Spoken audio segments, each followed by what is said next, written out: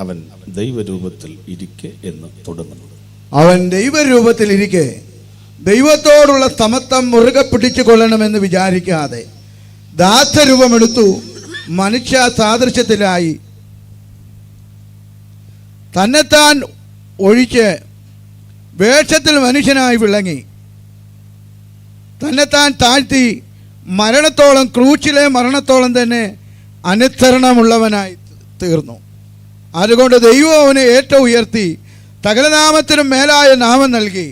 അങ്ങനെ യേശുവിൻ്റെ നാമത്തിങ്കൽ സ്വർലോകരുടെയും ഭൂലോകരുടെയും അധോലോകരുടെയും മുഴങ്കാലൊക്കെയും മടങ്ങുകയും എല്ലാ നാവും യേശുക്രിസ്തു കർത്താവ് എന്ന് പിതാവായ ദൈവത്തിൻ്റെ മഹത്വത്തിനായി ഏറ്റുപറയുകയും ചെയ്യേണ്ടി വരും.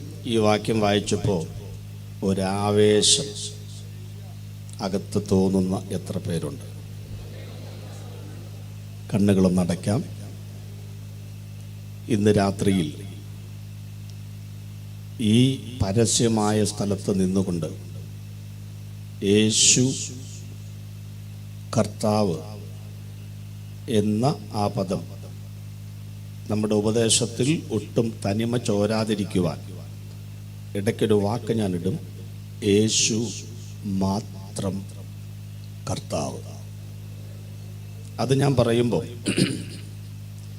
നിങ്ങളൊരു സ്വോത്രം പറ, ഹല്ലേലൂയ പറ, ഇങ്ങനെയൊന്നും പറയിപ്പിക്കേണ്ട കാര്യമില്ല.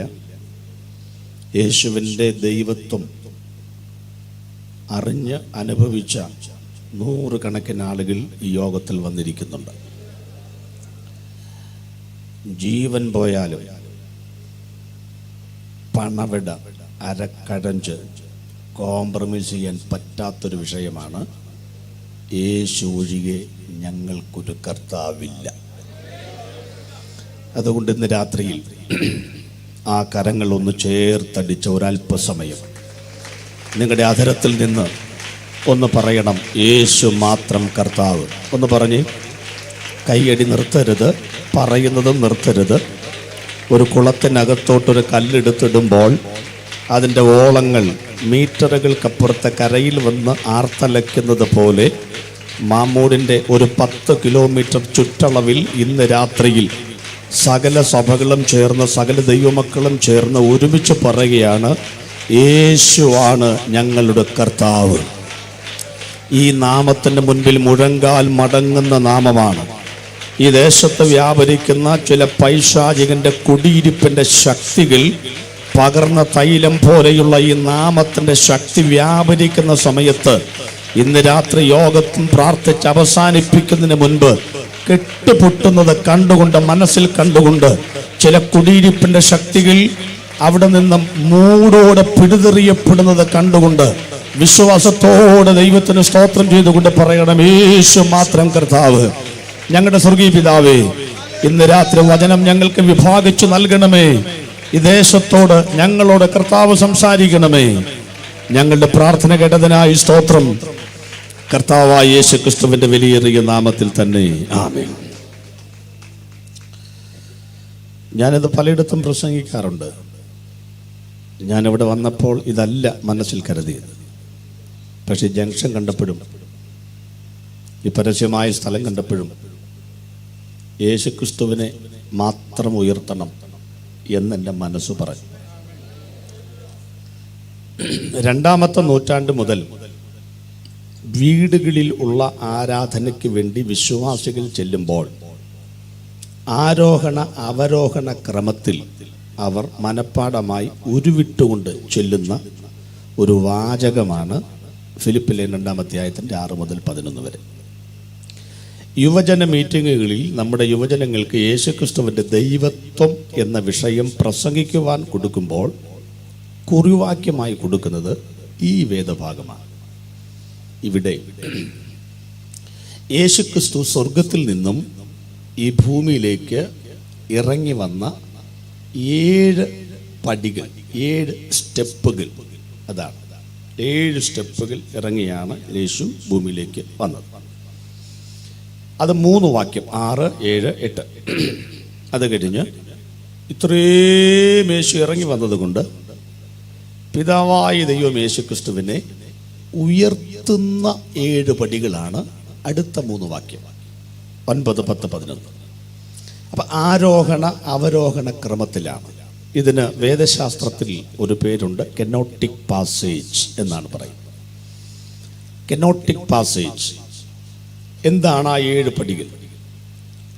അവൻ ദൈവരൂപത്തിൽ ഇരിക്കെ ദൈവത്തോടുള്ള സമത്വം മുറുകെ പിടിച്ചുകൊള്ളണം എന്ന് വിചാരിക്കാതെ ദാസരൂപം എടുത്തു, മനുഷ്യ സാദൃശ്യത്തിലായി, വേഷത്തിൽ മനുഷ്യനായി വിളങ്ങി, തന്നെത്താൻ താഴ്ത്തി, മരണത്തോളം, ക്രൂശിലെ മരണത്തോളം അനുസരണമുള്ളവനായി തീർന്നു എന്ന് പറഞ്ഞാൽ, ദൈവരൂപത്തിൽ ഇരിക്കെ, ദൈവം ആയിരിക്കെ ക്രൂശിലെ മരണത്തോളം എന്ന് പറഞ്ഞാൽ ഇനി ഒരാൾ ഇതിൽ കൂടുതൽ താഴാനില്ല.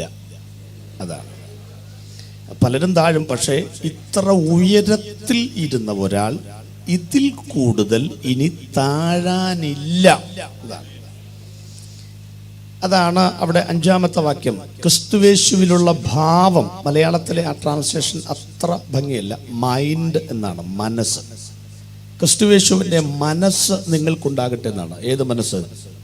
ഇതെല്ലാം വിട്ടിട്ട് ഇത്രയും താഴാൻ കാണിച്ച ആ മനസ്സുണ്ടല്ലോ, ആ മനസ്സിനെ കുറിച്ചാണ് പറഞ്ഞത്. ഇത്രയും താണ്, ക്രൂശിലെ മരണത്തോളം അനുസരണമുള്ളവനായിട്ട്. അടുത്ത വാക്ക്, അതുകൊണ്ട് ഇത്രയും താണു വരാൻ മനസ്സ് കാണിച്ചത് കൊണ്ട് പിതാവായ ദൈവം അവനെ ഉയർത്തിയപ്പോൾ സകല നാമത്തിന് മേലായ നാമമായിട്ട് ഉയർത്തി. സ്തോത്രം. ചുമ്മാതൊന്നും ഞങ്ങൾ പ്രസംഗിക്കുന്ന യേശു ഇങ്ങനെ ഉയർന്നു പോയതൊന്നുമല്ല. താഴാൻ മനസ്സ് കാണിച്ചതുകൊണ്ട് ഉയർത്തപ്പെടാൻ യോഗ്യനായ ഒരുവനാണ് യേശുക്രിസ്തു. എന്നിട്ട് പറയാണ്, അങ്ങനെ ഉയർത്തി സകല നാമത്തിനും മേലായ നാമം നൽകി. എന്നിട്ട് പറയുകയാണ്, എന്നെ വളരെ ആവേശം വിളിക്കുന്നിടത്ത വാക്കുകൾ, സ്വർലോകരുടെയും ഭൂലോകരുടെയും അധോലോകരുടെയും 3 ലോകം. 1 സ്വർലോകം, 2 ഭൂലോകം, 3 അധോലോകം. ഈ 3 ലോകത്തിലും യേശുക്രിസ്തുവിന് 3 പേരുകളാണ്. 375 പേരുണ്ട് യേശുക്രിസ്തുവിന്റെ ബൈബിളിൽ. ആളുകളല്ല, നെയിം, നാമങ്ങൾ. 3, 7, 5 375 പേരുകൾ യേശുക്രിസ്തുവിനുണ്ട്. അതിൽ 3 പേരുകൾ താഴെ കൊടുത്തിരിക്കുക: യേശു, ക്രിസ്തു, കർത്താവ്. അടുത്ത വാക്യത്തിലുണ്ട്. സ്വർലോകരുടെയും ഭൂലോകരുടെയും അധോലോകരുടെയും മുഴങ്കാലൊക്കെയും മടങ്ങുകയും എല്ലാ നാവും യേശു ക്രിസ്തു കർത്താവ് എന്ന് പിതാവായ ദൈവത്തിൻ്റെ മഹത്വത്തിനായി ഏറ്റുപറയുകയും ചെയ്യേണ്ടി വരും. ഓരോന്നും പറയാം. അപ്പൊ ഇവിടെ പറയുന്നത് യേശു എന്താണ്? യേശു ഭൂലോകത്തിൽ ഉള്ളവർക്ക് പരിചയപ്പെടുവാൻ ദൈവം ക്രിസ്തുവിനിട്ട പേരാണ് യേശു. ലൂക്കോസിന്റെ സുവിശേഷം. ജനത്തെ അവരുടെ പാപങ്ങളിൽ നിന്ന് രക്ഷിപ്പാനിരിക്കെ കൊണ്ട് നീ അവന് എന്ത് പേര് വിളിക്കണം? യേശു. അപ്പോൾ യേശു എന്ന് പറയുന്ന പേര് കോമൺ പേരാണ്. ലോകത്തിൽ ആർക്കും എന്ത് വിളിക്കാം? യേശു എന്ന് പേരിടുകയും ചെയ്യും, വിളിക്കുകയും ചെയ്യും. അങ്ങനെയുള്ള പേരൊക്കെ ഉള്ളവരുണ്ടല്ലോ. അപ്പോൾ ഭൂലോകത്തിൽ ഉള്ളവർക്ക് പരിചയപ്പെടാൻ കൊടുത്ത ഒരു നാമമാണ് യേശു. ക്രിസ്തു എന്ന് പറഞ്ഞാൽ അതല്ല. ആദാം മുതൽ ക്രിസ്തു വരെയുള്ള 4000 വർഷത്തിൽ യഹൂദൻ വിശ്വസിച്ചിരുന്നത് യേശു വരുമെന്നല്ല. എന്ന് പറഞ്ഞാൽ അമ്മ മറിയത്തിൽ കൂടെ ജനിക്കുന്ന, കാലിത്തൊഴുത്തിൽ ജനിക്കുന്ന, കല്ലടാവിൽ ജനിക്കുന്ന, കാൽക്കാശിന് വകയില്ലാത്ത, ഇവിടെ കാൽനടയായിട്ട് നടക്കുന്ന, കഴുതപ്പുറത്ത് കയറുന്ന, ക്രൂശിൽ കുടിവെള്ളം കിട്ടാതെ സ്വന്തം തോളിൽ മരിക്കുന്ന, മറ്റൊരുവന്റെ കല്ലറയിൽ അടക്കം ചെയ്യുന്ന, അങ്ങനെ ഒരു സാധാരണക്കാരനായ യേശു വരുമെന്ന് അവർ വിശ്വസിച്ചിട്ടേ ഇല്ല. അവർ വിശ്വസിക്കുന്നത് ക്രിസ്തു വരും. ആരാ ക്രിസ്തു? യോഹന്നാൻ 4 ശമരിയ സ്ത്രീ പറയുന്നത് മശിഹ എന്ന് വെച്ചാൽ ക്രിസ്തു വരും എന്ന് ഞങ്ങൾ വിശ്വസിക്കുന്നു. ക്രിസ്തു എന്ന് പറഞ്ഞാൽ അഭിഷിക്തൻ, മശിഹ, അധികാരമുള്ളവൻ, ദൈവപുത്രൻ. അങ്ങനെ 4000 വർഷം കൊണ്ട് യേശു വരുമെന്ന് യെശയ്യാവ്, ഇരമ്യാവ്, എഹെസ്കേൽ, ദാനിയേൽ 4 വലിയ പ്രവാചകന്മാരും ശേഷിക്കുന്ന 12 പ്രവാചകന്മാരും അടങ്ങുന്ന വിലാപങ്ങളുടെ പുസ്തകം അടക്കമുള്ള 17 പ്രവചന ഗ്രന്ഥങ്ങളിൽ യഹൂദ ജാതിയുടെ ചിരകാല പ്രതീക്ഷിത മശിഹ വരുമെന്നാണ് അവർ വിശ്വസിച്ചത്. അങ്ങനെ വിശ്വസിച്ചവർ മരിച്ചുപോയി. മരിച്ചപ്പോൾ അവർ പോയത് അധോലോകത്തിലേക്കാണ്. അബ്രഹാമിന്റെ മടി എന്നറിയപ്പെടുന്ന 1-ാം പാതാളത്തിലേക്കാണ് അവർ പോയത്. അപ്പൊ ജീവിച്ചിരിക്കുന്ന ഇസ്രായേൽ അന്നും ഇന്നും മരിച്ചുപോയ അധോലോകത്തിലേക്ക് പോയ ആ യഹൂദനും യേശുവിനെ അല്ല പരിചയം, പിന്നെ ആരെയാണ്? ക്രിസ്തുവിനെയാണ് പരിചയം. അടുത്തത്, സ്വർഗത്തിൽ യേശുവിനെ ഒരാളും, അവിടെ ആൾക്കാരില്ല, പക്ഷെ ആരും യേശു എന്ന് വിളിക്കാറില്ല. അങ്ങനത്തെ ഒരു പേര് അവിടെ പരിചയമില്ല. ക്രിസ്തു എന്നാരും വിളിക്കാറില്ല. മറിച്ച് അവിടെ യേശു ആരാന്നറിയാമോ? കർത്താവാണ്. സങ്കീർത്തനങ്ങളിലും എബ്രാലേഖനത്തിലും പറയുന്ന കർത്താവ് എൻ്റെ കർത്താവിനോട്. കർത്താവ് എന്ന് പറഞ്ഞാൽ ഉടമസ്ഥൻ, ഭരിക്കുന്നവൻ. അതുകൊണ്ടാണ് എബ്രാലേഖനത്തിൽ ഇങ്ങനെയുള്ള മഹാപുരോഹിതൻ നമുക്ക് വേണ്ടി നിർദോഷൻ, പവിത്രൻ, നിർദോഷൻ, നിർമ്മലൻ, പാപികളോട് വേർപെട്ടവൻ, സ്വർഗത്തേക്കാൾ ഉന്നതൻ. കണ്ടോ? അപ്പൊ ഒന്ന് ശ്രദ്ധിച്ചോണേ, ഒന്ന് റൗണ്ട് ചെയ്ത് നോക്കി. ഭൂലോകത്തിൽ ഉള്ളവർക്ക് പരിചയപ്പെടാൻ കൊടുത്ത നാമമാണ് യേശു. അധോലോകത്തിൽ ഉള്ളവർ വിറയ്ക്കുന്ന നാമമാണ് ക്രിസ്തു. ഭൂലോകത്തിലുള്ളവൻ സ്വർലോകത്തിലുള്ളവൻ വാഴ്ത്തുന്ന നാമമാണ് കർത്താവ്. എന്നിട്ട് പറയാണ്, ഭൂലോകരുടെയും സ്വർലോകരുടെയും അധോലോകരുടെയും മുഴങ്കാലൊക്കെയും മടങ്ങുകയും. എന്ത് മനസ്സിലായി? ഈ പ്രാദേശികമായിട്ട് ഒരു ദൈവത്തെ അല്ല നമ്മൾ ഇന്ന് രാത്രി പ്രസംഗിക്കുന്നത്. എന്ന് പറഞ്ഞാൽ ലോക്കൽ ദൈവത്തെ അല്ല പ്രസംഗിക്കുന്നത്. സ്തോത്രം. ഇന്ന് രാത്രി ഈ പന്തലിൽ എത്ര പേരുണ്ടെന്ന് ചോദിച്ചാൽ 500. അല്ല അച്ഛന് സന്തോഷമായിക്കോട്ടെ, 1000 ഇരുന്നോട്ടെ. 1000 പേരിയ്ക്കുന്നുണ്ടെന്ന് വിചാരിച്ചു. യോഗത്തിൽ എത്ര പേരേ ഉള്ളൂ? 1000. പക്ഷേ ഈ ഇതിനേക്കാളും ലക്ഷക്കണക്കിന് ആളുകൾ കൂടുന്ന യോഗങ്ങളില്ലേ? പക്ഷേ അവിടെ ഒന്നുമില്ലാത്ത ഒരു ആരവാരത്തിന്റെ സ്ട്രെങ്ത്. എത്ര ലക്ഷക്കണക്കിന് ആളുകൾ കൂടിയാലും അവിടെ മുഴക്കുന്ന മുദ്രാവാക്യത്തെക്കാൾ പവർ ഇതിനകത്തിരിക്കുന്ന ആളുകൾ പറയാനുള്ള കാരണം എന്നാണെന്നറിയാമോ? ഞങ്ങൾ കൂടിയിരിക്കുന്നത് 10, 300, 400 ഉള്ളെങ്കിലും ആരുടെ മുൻപിലാ കൂടിയിരിക്കുന്നേന്ന് ഞങ്ങൾക്കറിയാം.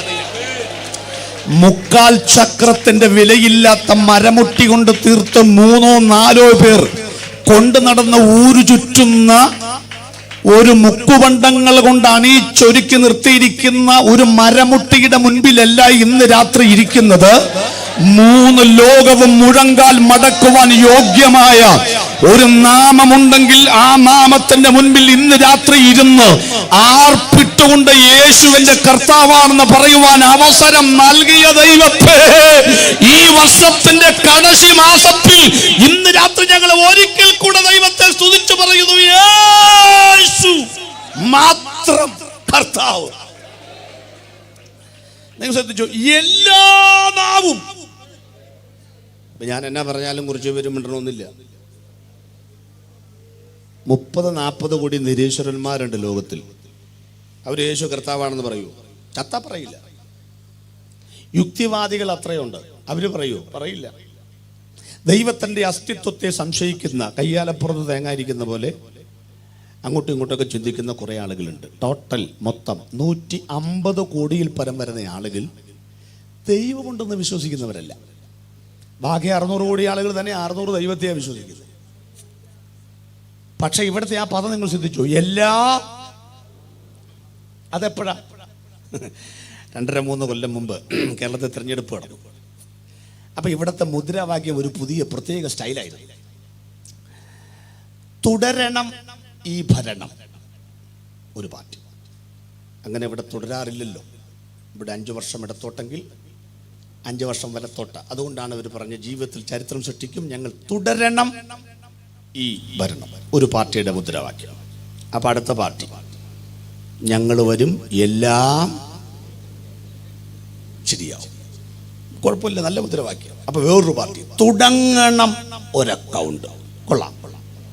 എല്ലാം നല്ല മനോഹരമായ മുദ്രാവാക്യങ്ങളായിരുന്നു. എന്നിട്ട് നമ്മളിങ്ങനെ നാട് കിടന്ന് ചോദിക്കണം, ഈ പ്രാവശ്യം കേരളത്തിൻ്റെ മുഖ്യമന്ത്രി ആരാവും? അപ്പോൾ ഈ 3 പാർട്ടിക്കാരും ഒരേ സ്വരത്തിൽ പറയും, ഞങ്ങളുടെ ആളാവും ഈ പ്രാവശ്യം മുഖ്യമന്ത്രി. വോട്ട് ചെയ്യുന്നതിന് മുമ്പും തെരഞ്ഞെടുപ്പിന് മുമ്പും അതാർക്കും പറയാം, ഏത് ഈർക്കിലി പാർട്ടിക്കും പറയാം. അതിനുള്ള സ്വാതന്ത്ര്യം നമ്മുടെ നാട്ടിലുണ്ട്. തെരഞ്ഞെടുപ്പ് കഴിഞ്ഞു. ഇടതുപക്ഷ ജനാധിപത്യ മുന്നണിയുടെ സഖാവ് പിണറായി വിജയൻ, CPI-IM, അദ്ദേഹം ഇവിടുത്തെ 3.5 കോടി ജനത്തിൻ്റെ മുഖ്യമന്ത്രിയായി തിരഞ്ഞെടുക്കപ്പെട്ടു. ഗവർണറുടെ മുൻപാകെ മിനിറ്റ്സിൽ ഒപ്പുവെച്ചു. സത്യപ്രതിജ്ഞാ വാചകം ചൊല്ലി നയപ്രഖ്യാപന പ്രസംഗം നടത്തി ഡിക്ലെയർ ചെയ്തു. ആരാണ് കേരളത്തിൻ്റെ മുഖ്യമന്ത്രി? ഇപ്പം മാമൂട് ചെന്നിട്ട് തുടരണം എന്ന് പറഞ്ഞവനോട് ചോദിച്ചു നോക്കണം, താങ്കളുടെ മുഖ്യമന്ത്രി ആരാണ്? സഖാവ് പിണറായി വിജയൻ. തുടങ്ങണം അവരോടും, നിങ്ങളുടെ മുഖ്യമന്ത്രി ആരാണ്? സഖാവ് പിണറായി വിജയൻ. എല്ലാം ശരിയാകും, നിങ്ങളുടെ അത് ഞങ്ങളുടെ മുഖ്യമന്ത്രി. നിങ്ങൾക്ക് ആശയം മനസ്സിലായോ? ഈ തെരഞ്ഞെടുപ്പിന് മുൻപും അധികാരമേക്കുന്നതിന് മുൻപും ആർക്കും എന്തും പറയാം. പക്ഷേ ഇവിടെ തെരഞ്ഞെടുക്കപ്പെട്ട് കഴിഞ്ഞാൽ, ലീഗൽ പ്രൊസീജിയർ അനുസരിച്ച് ഡിക്ലെയർ ചെയ്തു കഴിഞ്ഞാൽ, ആശയപരമായി രാഷ്ട്രീയപരമായി വ്യത്യാസമുണ്ടെങ്കിലും നമ്മുടെ മുഖ്യമന്ത്രി പിണറായി വിജയൻ അല്ലെന്ന് പറയാൻ ഒരുത്തനും ചങ്കൂറ്റമില്ല. പറഞ്ഞാൽ അവനെ കുതിരവട്ടത്ത് വിടേണ്ടി വരും. സ്വത്രം. ഞാൻ അതിൻ്റെ ആശയത്തിലേക്ക് വരാം. ഇന്ന് രാത്രി നിങ്ങൾ യേശുക്രിസ്തു ദൈവമാണെന്നോ കർത്താവാണെന്നോ പറഞ്ഞില്ലെന്ന് കരുതി രക്ഷപ്പെടാമെന്ന് കരുതരുത്. ഇന്ന് പറഞ്ഞില്ലെങ്കിലും തെരഞ്ഞെടുപ്പിൽ നിൽക്കുന്ന സ്ഥാനാർത്ഥിയല്ല യേശു. കാരണം അവൻ നിന്നാൽ പിന്നെ ഒരെണ്ണം അവിടെ ജയിക്കുകയില്ല. അതുകൊണ്ട് യേശുക്രിസ്തു തെരഞ്ഞെടുപ്പിന് വരാതെ തിരിച്ചൊരു വരവ് വരുന്നുണ്ട്. മുൾക്കിരീടധാരിയായി കടന്നുപോയവൻ പൊൻകിരീടധാരിയായി ഒരു വരവ് വരുന്നുണ്ട്. ഒറ്റ പ്രതിപക്ഷം പോലുമില്ലാതെ 5 വർഷമല്ല 1000 വർഷം യെരുശലേമിൽ ഒരു കസേരയിട്ട് മുടിചൂടാ മന്നനായി, രാജാതിരാജാവായി, കർത്താതികർത്താവായി ഇവിടെ ഭരിക്കുവാൻ വരുന്ന ഒരു വരവിൽ ഇവിടുത്തെ യുക്തിവാദികളും നിരീശ്വരവാദികളും അസ്തിത്വം അവിശ്വസിക്കുന്നവരും യേശുക്രിസ്തുവിന്റെ ദൈവത്തെ വലിച്ചു കീറുന്നവരും, വ്യഭിചാരിയുടെ മകനാണെന്ന് പറഞ്ഞ് ആക്ഷേപിക്കുന്നവരും, മറിയുടെ മകനാണെന്ന് പറഞ്ഞ് തള്ളിക്കളയുന്നവരും, യേശു ദൈവമാണെങ്കിൽ കാണട്ടെ എന്ന് വെല്ലുവിളിക്കുന്ന നീയും അന്ന് യേശുവിന് മുൻപാകെ വന്നിച്ചു പറയും, എല്ലാ നാവും പറയും യേശു ക്രിസ്തു കർത്താവ് എന്ന് പിതാവായ ദൈവത്തിന്റെ മഹത്വത്തിനായി ഏറ്റു പറയുമെന്നല്ല, പറയേണ്ടി വരും. അന്ന് ഗതികെട്ട് നാണം കെട്ട് പറയുന്നതിനേക്കാൾ ഇന്ന് 5 വൻകരകളും കേൾക്കെ 5 രൂപ വാടക കസേലിരുന്ന് നെഞ്ചുപൊട്ടുന്ന അഭിമാനത്തോടെ വിളിച്ചു പറയണം, ഗതികെട്ട് ഞങ്ങൾ പറയുന്ന വാക്കല്ല യേശു കർത്താവെന്ന് അഭിമാനത്തോടെ ഞങ്ങൾ പറയുകയാണ്. യേശു മാത്രമാണ് ഞങ്ങളുടെ കർത്താവ്. അത് പറയുമ്പോൾ ആവേശം തോന്നുന്നെങ്കിൽ ആ കരമൊന്ന് ചേർത്തടിച്ച് ഇന്ന് രാത്രിയിൽ ഈ ദൈവത്തെ സ്തുതിക്കണം. യേശു മാത്രമാണ് ഞങ്ങളുടെ കർത്താവ്.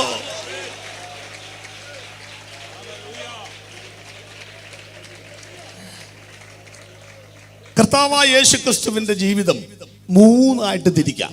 33.5 വർഷമായി യേശു ജീവിച്ചത്. 12, 18, 3.5. 12 വർഷം പള്ളിക്കൂടത്തിലൊന്നും പോയില്ല. വിദ്യാഭ്യാസം ചെയ്യാത്ത ഇവനെങ്ങനെ ശാസ്ത്രം പ്രസംഗിക്കുന്നത്? അപ്പൊ ചിലനോട് ചോദിക്കും, പള്ളിക്കൂടത്തിൽ പോകാത്ത ഒരു മരമണ്ടനെയാണോ നിങ്ങൾ പ്രസംഗിക്കുന്നത്? ഞാൻ പറഞ്ഞു, പള്ളിക്കൂടത്തിലൊന്നും പോയിട്ടില്ല, അത് ശരിയാണ്, പക്ഷെ മരമണ്ടനൊന്നുമല്ല. ഇപ്പോൾ ചെല്ലു പറഞ്ഞു, ഇവിടെ എന്തൊരു നല്ല വിദ്യാഭ്യാസമുള്ളവരുണ്ട്, ശാസ്ത്ര വിശാരദന്മാരുടെ പണ്ഡിത പടുക്കളുണ്ട്, പിന്നെ എന്നാ യേശു പള്ളിക്കൂടത്തിൽ പോകാത്തെന്നറിയാമോ? അത് ഞാൻ പറയാം. ഈ പള്ളിക്കൂടത്തിലുള്ള സാറുമാരെ നാണം കെടുത്തണ്ടല്ലോ എന്ന് കരുതിയാണ് യേശുക്രിസ്തു പള്ളിക്കൂടത്തിൽ പോകാത്തത്. അതിൻ്റെ തെളിവ് തരാം. പള്ളിക്കൂടത്തിൽ പോകാത്ത യേശുക്രിസ്തു 12 വയസ്സായപ്പോൾ പള്ളിപ്പോയി. അവിടെ വായിക്കുന്നത് ചതകുപ്പ, ജീരകം, തുളസി ഇതിനകത്തൊക്കെ പതാരം കൊടുക്കുകയും ന്യായപ്രമാണം അരച്ച് കലക്കി ദന്തധാവന ചൂർണം കണക്കെ വിഴുങ്ങുകയും ലോകത്തിലുള്ള മുഴുവൻ കാര്യങ്ങളെക്കുറിച്ചും ജനറൽ നോളജുള്ള പരീശന്മാർ, ശാസ്ത്രിമാർ, സദൂക്യർ ഇവിടെ മുൻപിൽ നടുക്കിരുന്നു കൊണ്ട് യേശുക്രിസ്തുവിൻ്റെ ഉത്തരം കേട്ടപ്പോൾ അവിടെ ബൈബിൾ പറയുന്നു, അവൻ്റെ ഉത്തരത്തിലും വിവേകത്തിലും അവർ വിസ്മയിച്ചു എന്നാണ്. 12 വയസ്സുകാരൻ്റെ വാക്കുകൾ അവർക്ക് പരിഭ്രമം ഉളവാക്കിയെങ്കിൽ എൻ്റെ യേശുവെങ്ങാനും അംഗൻവാടി ചേർന്നാൽ ടീച്ചർ പറയും, എനിക്ക് കോഴിമുട്ട വേണ്ട, ഉച്ചത്തെ ഉപ്പുമാവും വേണ്ട, മാസം തോറും 150 സർക്കാരിൻ്റെ വെത്തയും വേണ്ട, ഈ ചെക്കനെ പറഞ്ഞു വിടാതെ ഞാനിവിടെ പഠിപ്പിക്കുകയില്ലെന്നും പറഞ്ഞ് ജീവനും കൊണ്ട് കട്ടയും പടവും മടക്കി ഇവിടുത്തെ ടീച്ചർമാർ രാജിവെച്ച് വീട്ടിലോട്ട് പോകും. ഒന്ന് കൂടി ഞാൻ വ്യക്തമായി പറഞ്ഞാൽ, ഞങ്ങൾ പ്രസംഗിക്കുന്ന യേശുവിനെ പഠിപ്പിക്കുവാൻ യോഗ്യതയുള്ള ഒരധ്യാപകനും ഇതുവരെ ലോക ചരിത്രത്തിൽ ജനിച്ചിട്ടില്ല, ഇനിയൊട്ട് ജനിക്കുകയുമില്ല. വേണമെങ്കിൽ ക്രിസ്ത്യാനികൾ പറയാത്ത വേറൊരാൾ പറഞ്ഞ വാചകം എടുക്കാം. കവി ബാലചന്ദ്രൻ ചുള്ളിക്കാട് അദ്ദേഹം പറയാണ്, മികച്ച അധ്യാപകനുള്ള ദേശീയ പുരസ്കാരം കൊടുക്കണമെങ്കിൽ അത് കർത്താവായ യേശുക്രിസ്തുവിന് കൊടുക്കണം. ഞങ്ങൾ പെന്തിക്കോസുകാര് പറഞ്ഞതല്ല കേട്ടോ, കവി ബാലചന്ദ്രൻ ചുള്ളിക്കാട് അദ്ദേഹം പറയുകയാണ്, മികച്ച അധ്യാപകനുള്ള ദേശീയ പുരസ്കാരം കൊടുക്കണമെങ്കിൽ അത് ആർക്ക് കൊടുക്കണം? യേശുക്രിസ്തു. കാരണം കേട്ടോ, ഇവിടെ ഏതാണ് ഈ മികച്ച സ്കൂള്? English medium school. ഏതാണ് മികച്ച അധ്യാപകൻ? ഇംഗ്ലീഷ് മീഡിയം സ്കൂളിലെ അധ്യാപകൻ. അദ്ദേഹം ചോദിക്കുന്നത്, ഈ ഇംഗ്ലീഷ് മീഡിയം സ്കൂളുകാരങ്ങനെ ഈ മികച്ച സ്കൂളാകുന്നേ? തെറ്റിദ്ധരിക്കരുത്, ഇവിടെ ഇംഗ്ലീഷ് മീഡിയം സ്കൂളിൽ പഠിപ്പിക്കുന്നവരോ കാണും. അദ്ദേഹത്തിന്റെ ഭാഷ പറയാം. ഈ ഇംഗ്ലീഷ് മീഡിയം സ്കൂൾ എന്ന് പറഞ്ഞാൽ പഠിക്കാൻ വരുന്ന പിള്ളേരെ മുൾമുനയിൽ നിർത്തി അവരുടെ തലയ്ക്കകത്ത് കളിമണ്ണാണോ എന്ന് കൃത്യമായി ചോദിച്ച് ഇന്റർവ്യൂ ചെയ്യുമ്പോൾ അവൻ മണിമണിയായി ഉത്തരം പറഞ്ഞാൽ അവനെ സെലക്ട് ചെയ്യും. അപ്സ്റ്റെയറിൽ ആൾപ്പാർപ്പുള്ളവനാണ് ഇവൻ, തലയ്ക്കകത്ത് സാധനമുള്ളവനാണ്. അങ്ങനെ ബുദ്ധിയുള്ള കുഞ്ഞുങ്ങളെ തെരഞ്ഞെടുത്ത് പഠിപ്പിക്കുന്ന സ്കൂളാണ് ഇംഗ്ലീഷ് മീഡിയം സ്കൂള്. അവിടെ 100% വിജയം നേടുന്നതിൽ ഇത്ര വലിയ അത്ഭുതമല്ല.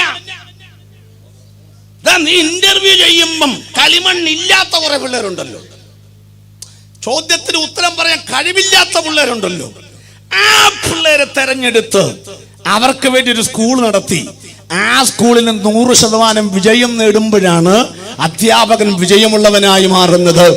അദ്ദേഹം നേരെ കണക്ട് ചെയ്തു.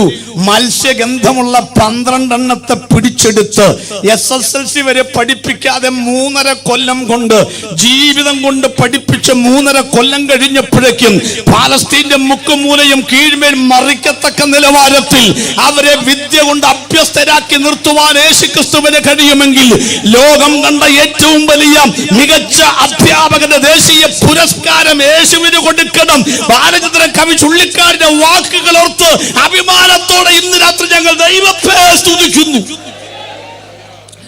പിന്നെ ഒരു 18 കൊല്ലം, അതിനിപ്പോ ആളുകൾ എന്തൊക്കെ പറഞ്ഞുണ്ടാക്കുന്നത്.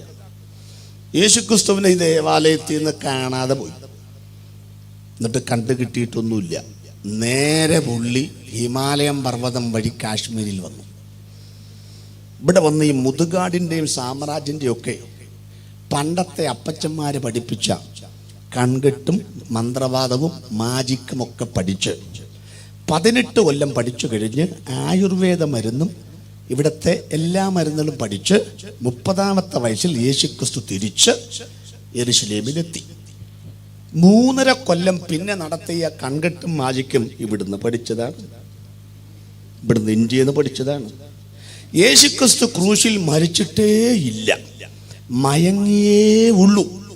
ശിഷ്യന്മാരവനെ എടുത്ത് സുഗന്ധവ്യഞ്ജനങ്ങളൊക്കെ ഇട്ട് ഏതാണ്ട് റെഡിയായപ്പം വന്ന വഴി മറക്കാത്തവനായതുകൊണ്ട് യേശുക്രിസ്തു വീണ്ടും പർവ്വതനിരകൾ താണ്ടി കാശ്മീരിൽ വന്ന് സ്വാഭാവിക ജീവിതം നയിച്ചു. എന്ന് പറഞ്ഞാൽ കല്യാണം കഴിച്ചു, പിള്ളേരുമായി സ്വാഭാവികമായിട്ട് വാർദ്ധക്യത്തിൽ മരിച്ചു.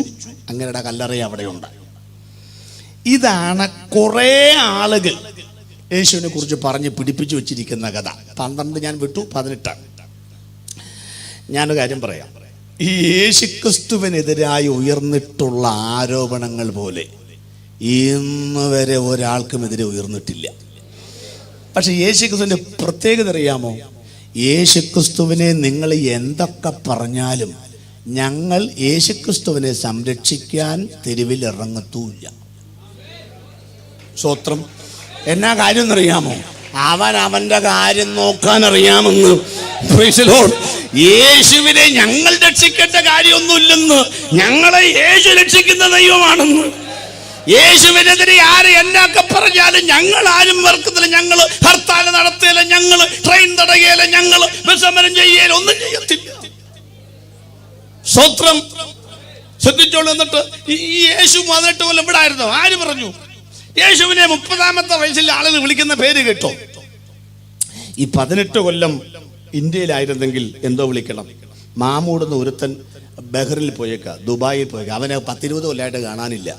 ഒരു ദിവസം എൻ്റെ മാമൂർ കടയിൽ അവന് നിൽക്കുക. അപ്പം ഇവനാ ദുബായി പോയ അവറാച്ചനല്ലയോ എന്നല്ലേ പറയേണ്ടത്? അങ്ങനെ പറയേണ്ടത്. അപ്പം 30-ാമത്തെ വർഷം യേശുവിനെ കാണുമ്പോൾ ഇവനാ ഇന്ത്യയിൽ പോയ യേശുവല്ലേ എന്നല്ലേ പറയേണ്ടത്? അങ്ങനല്ലല്ലോ പറഞ്ഞ് നസ്രായനായ യേശുവേ. അപ്പൊ എന്റെ അർത്ഥം എന്താ?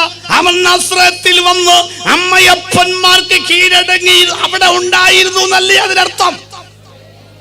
ചുമ്മാ അങ്ങ് പറയുക ഓരോന്ന്. ആട്ടെ, 12, 18 വിട്ടു. 3.5 കൊല്ലം. 3.5 കൊല്ലം കർത്താവായ യേശു ക്രിസ്തു ഭൂമിയിൽ ജീവിച്ചു. നുകം വെച്ച മൃഗത്തെ പോലെ പാലസ്തീന്റെ പച്ചവെണ്ണ ഇളക്കി മറിച്ച് കണ്ണിൽ കണ്ടവരെ, കയ്യിൽ കിട്ടിയവരെ പ്രതിഫലിച്ചു കൂടാതെ ദാനമായി ദാനധർമ്മങ്ങൾ നൽകി ക്രൂശിൽ കർത്താവായ യേശു ക്രിസ്തു മരിച്ചു. 35-ലേറെ അത്ഭുതങ്ങൾ. 6 സ്ഥലത്ത്, പള്ളിയിൽ, കരയിൽ, കടലിൽ, വീട്ടിൽ, ശവക്കോട്ടയിൽ, വഴിയിൽ 35 അത്ഭുതങ്ങൾ കർത്താവ് ചെയ്തു.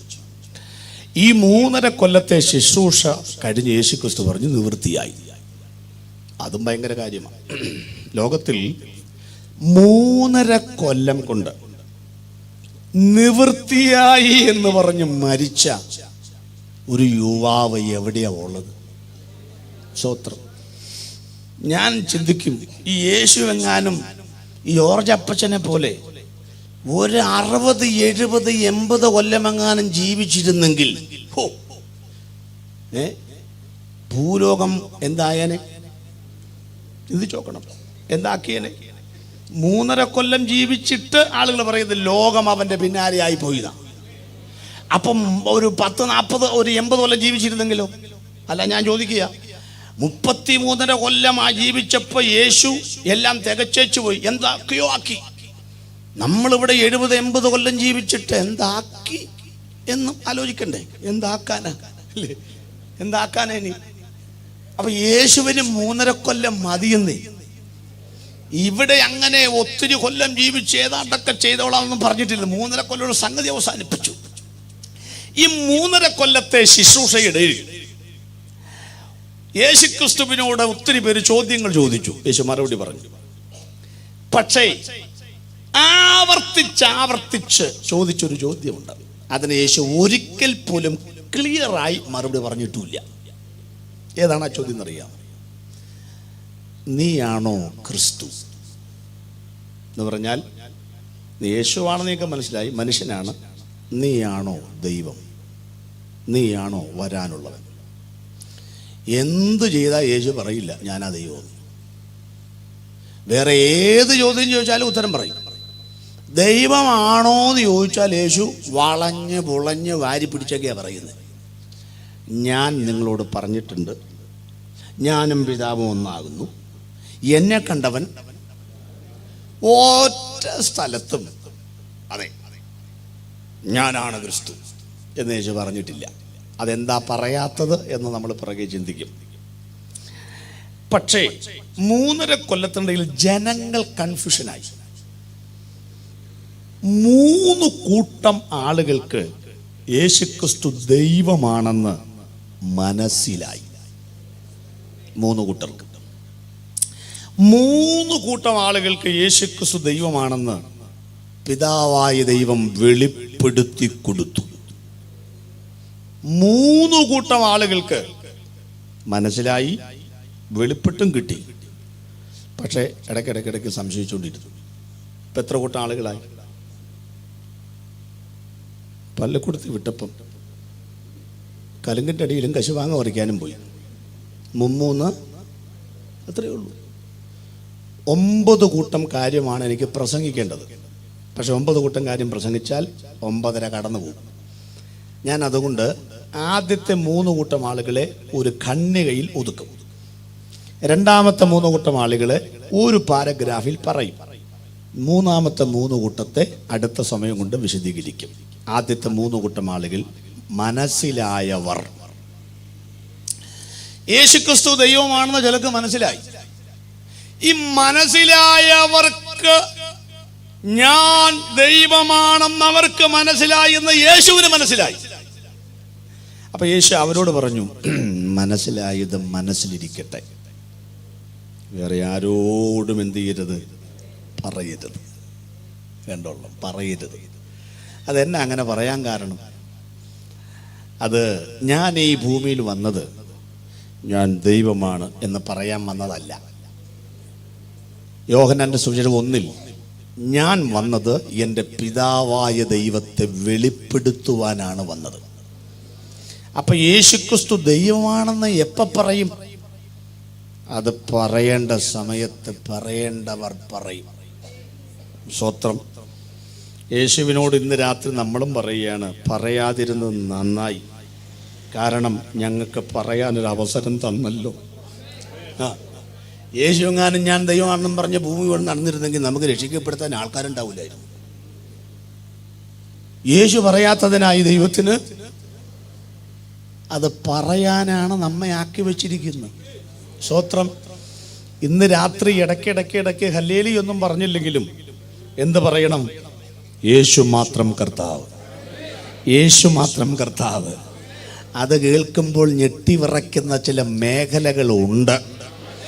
ഈ പന്തലിനകത്ത് വന്നവനും ശബ്ദപരിധിയിലിരിക്കുന്നവനും ഇന്ന് രാത്രി അവൻ്റെ കർത്തൃത്വത്തെ മറികടന്ന് ചലിക്കരുത്. അവൻ അതിനകത്ത് പെടണം. യേശുവിൻ്റെ ദൈവത്വം പന്തലിനകത്തല്ല, അവൻ്റെ അകത്തേക്ക് ഇടുത്തി കണക്കെ ഇറങ്ങി വരണം. അതാണ് ഞാൻ ആഗ്രഹിക്കുന്നത്. തിയോളജിക്കൽ പരമായി ഭയങ്കര വിഷയമാണ്. പക്ഷെ ഞാൻ വളരെ ശാന്തമായി മനസ്സിലാകുന്ന ഭാഷയിലാണ് ഞാൻ എന്ത് ചെയ്യുന്നത്, ഇത് പറയുന്നത്. എനിക്ക് ഈ വലിയ സാഹിത്യമൊക്കെ വെച്ച് പറയുന്നതൊക്കെ ഭയങ്കര ഇഷ്ടമാണ്. പക്ഷേ ഞാനത് കുറേ നാൾ മുമ്പ് ഞങ്ങൾ ഉപേക്ഷിച്ചു. സാഹിത്യം ഉപേക്ഷിക്കാൻ 2 കാരണങ്ങൾ. ഒന്ന്, ചിലപ്പോഴൊക്കെ ഞാൻ ഭയങ്കര സാഹിത്യം പറഞ്ഞു കഴിയുമ്പം പ്രസംഗമൊക്കെ വിജയിച്ചു. ചിലർ എന്നോട് വന്നിട്ട് പറയും, ചില കാര്യങ്ങളൊന്നും മനസ്സിലായില്ല. എന്നാലും ഞാൻ പ്രസംഗിച്ചു. പിന്നെ നിർത്താൻ കാരണം രണ്ടാമത്തെ കാര്യമാണ്. ഈ ആളുകൾക്ക് ചില കാര്യങ്ങൾ മനസ്സിലായില്ല എന്നുള്ളത് ഒരു സത്യം, എനിക്ക് ചില കാര്യങ്ങൾ മനസ്സിലായില്ല എന്നുള്ളതാണ് രണ്ടാമത്തെ സത്യം. അങ്ങനെ വന്നപ്പോഴാണ് ഞാനിത് നിർത്തിയത്. അപ്പോൾ ആളുകൾക്ക് മനസ്സിലാവുന്നില്ല, എനിക്കും പിന്നെ ഞാനെന്താ പ്രസംഗിക്കുന്നത്. എന്നാലും ചില ഈ കൃഷ്ണൻകുട്ടി സാറിൻ്റെ കൃഷ്ണൻകുട്ടി സാറാണ് ഞങ്ങൾ ഈ പ്രസംഗരുടെയൊക്കെ ഒരു ഗുരു. അദ്ദേഹത്തിൻ്റെ വാക്കുകൾ എവിടെയെങ്കിലും പറയാത്ത ഒറ്റ പ്രസംഗനം മലയാളക്കരയിൽ സുവിശേഷ പ്രസംഗനോട് ഞാൻ വിചാരിക്കുന്നില്ല, എവിടെയെങ്കിലും പറയും. അപ്പോൾ വലിയ പരസ്യമില്ലാതെ ആൾ കൂടുതൽ ഒറ്റ പ്രസംഗൻ കൃഷ്ണൻകുട്ടി സാറായിരുന്നു. അദ്ദേഹത്തിൻ്റെ പുസ്തകമെല്ലാം ഞങ്ങൾ മനഃപ്പാഠമായിട്ട് വായിച്ച് പഠിച്ച് ഇങ്ങനെ മുഴുവൻ കാണാപാഠം പഠിച്ചു വെച്ചിരിക്കുക. അത് ഇപ്പോഴും ഉപയോഗിക്കും കേട്ടോ. ചില പരസ്യയോഗത്തിനൊക്കെ ചെല്ലുമ്പം ഗതി കിട്ട് ഉപയോഗിക്കും. വർഷങ്ങൾക്ക് മുൻപ് പെരുമ്പാവൂർ കീഴില്ലം എന്ന സ്ഥലത്ത് പരസ്യവും നടത്താൻ വേണ്ടി ചെന്നിരിക്കുക. ഇടതുപക്ഷ ജനാധിപത്യ മുന്നണിയുടെ പാർട്ടി ഓഫീസ് അവിടെ ഉണ്ട്. ഞാനും പണ്ട് കമ്മ്യൂണിസ്റ്റാണ്. അപ്പോൾ അവിടെ ചെന്ന് കഴിഞ്ഞപ്പോൾ ഒരു പാർട്ടിക്കാരൻ ചോദിച്ചു, എന്നതാ പരിപാടി? ചേട്ടാ, ഒരു യോഗം നടന്നു. പെന്തിക്കോസുകാരുടെ യോഗമാണ്. അത് അങ്ങനെയൊന്നുമില്ല. ഒരു പെന്തിക്കോസുകാരുടെ യോഗമാണോ ചേട്ടാ? പറ്റില്ല, ഇവിടെ നിങ്ങളുടെ യോഗവും വേണ്ട, ഒരു പരിപാടി പെട്ടെന്ന് എടുത്തുകൊണ്ട് പോകാൻ പറഞ്ഞു.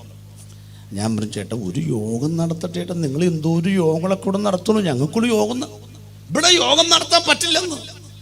ഞങ്ങൾക്ക് ഇവിടെ വേറെ ഒരു 8-10 പേര് നിൽക്കുക. അപ്പം ഞാൻ പറഞ്ഞു, ഏതായാലും എല്ലാം കൊണ്ട് ഇറക്കിപ്പോയില്ലേ, ഒരു പാട്ട് പാടിക്കോട്ടെ. അപ്പോൾ ഒരു വിളി പറഞ്ഞു, യഹൂദിയായിലെ ഒരു ഗ്രാമത്തിൽ എന്ന പാട്ട് പാടാമോ? അപ്പോൾ അത് എല്ലാവർക്കും വലിയ ഇഷ്ടമാണ്. ഞാൻ പറഞ്ഞു അതേ ഞങ്ങൾ പാടൂ, ഞങ്ങളുടെ കയ്യിൽ വേറെ പാട്ടില്ല, അന്ന് അത് പാടിക്കൊള്ളാൻ പറഞ്ഞു.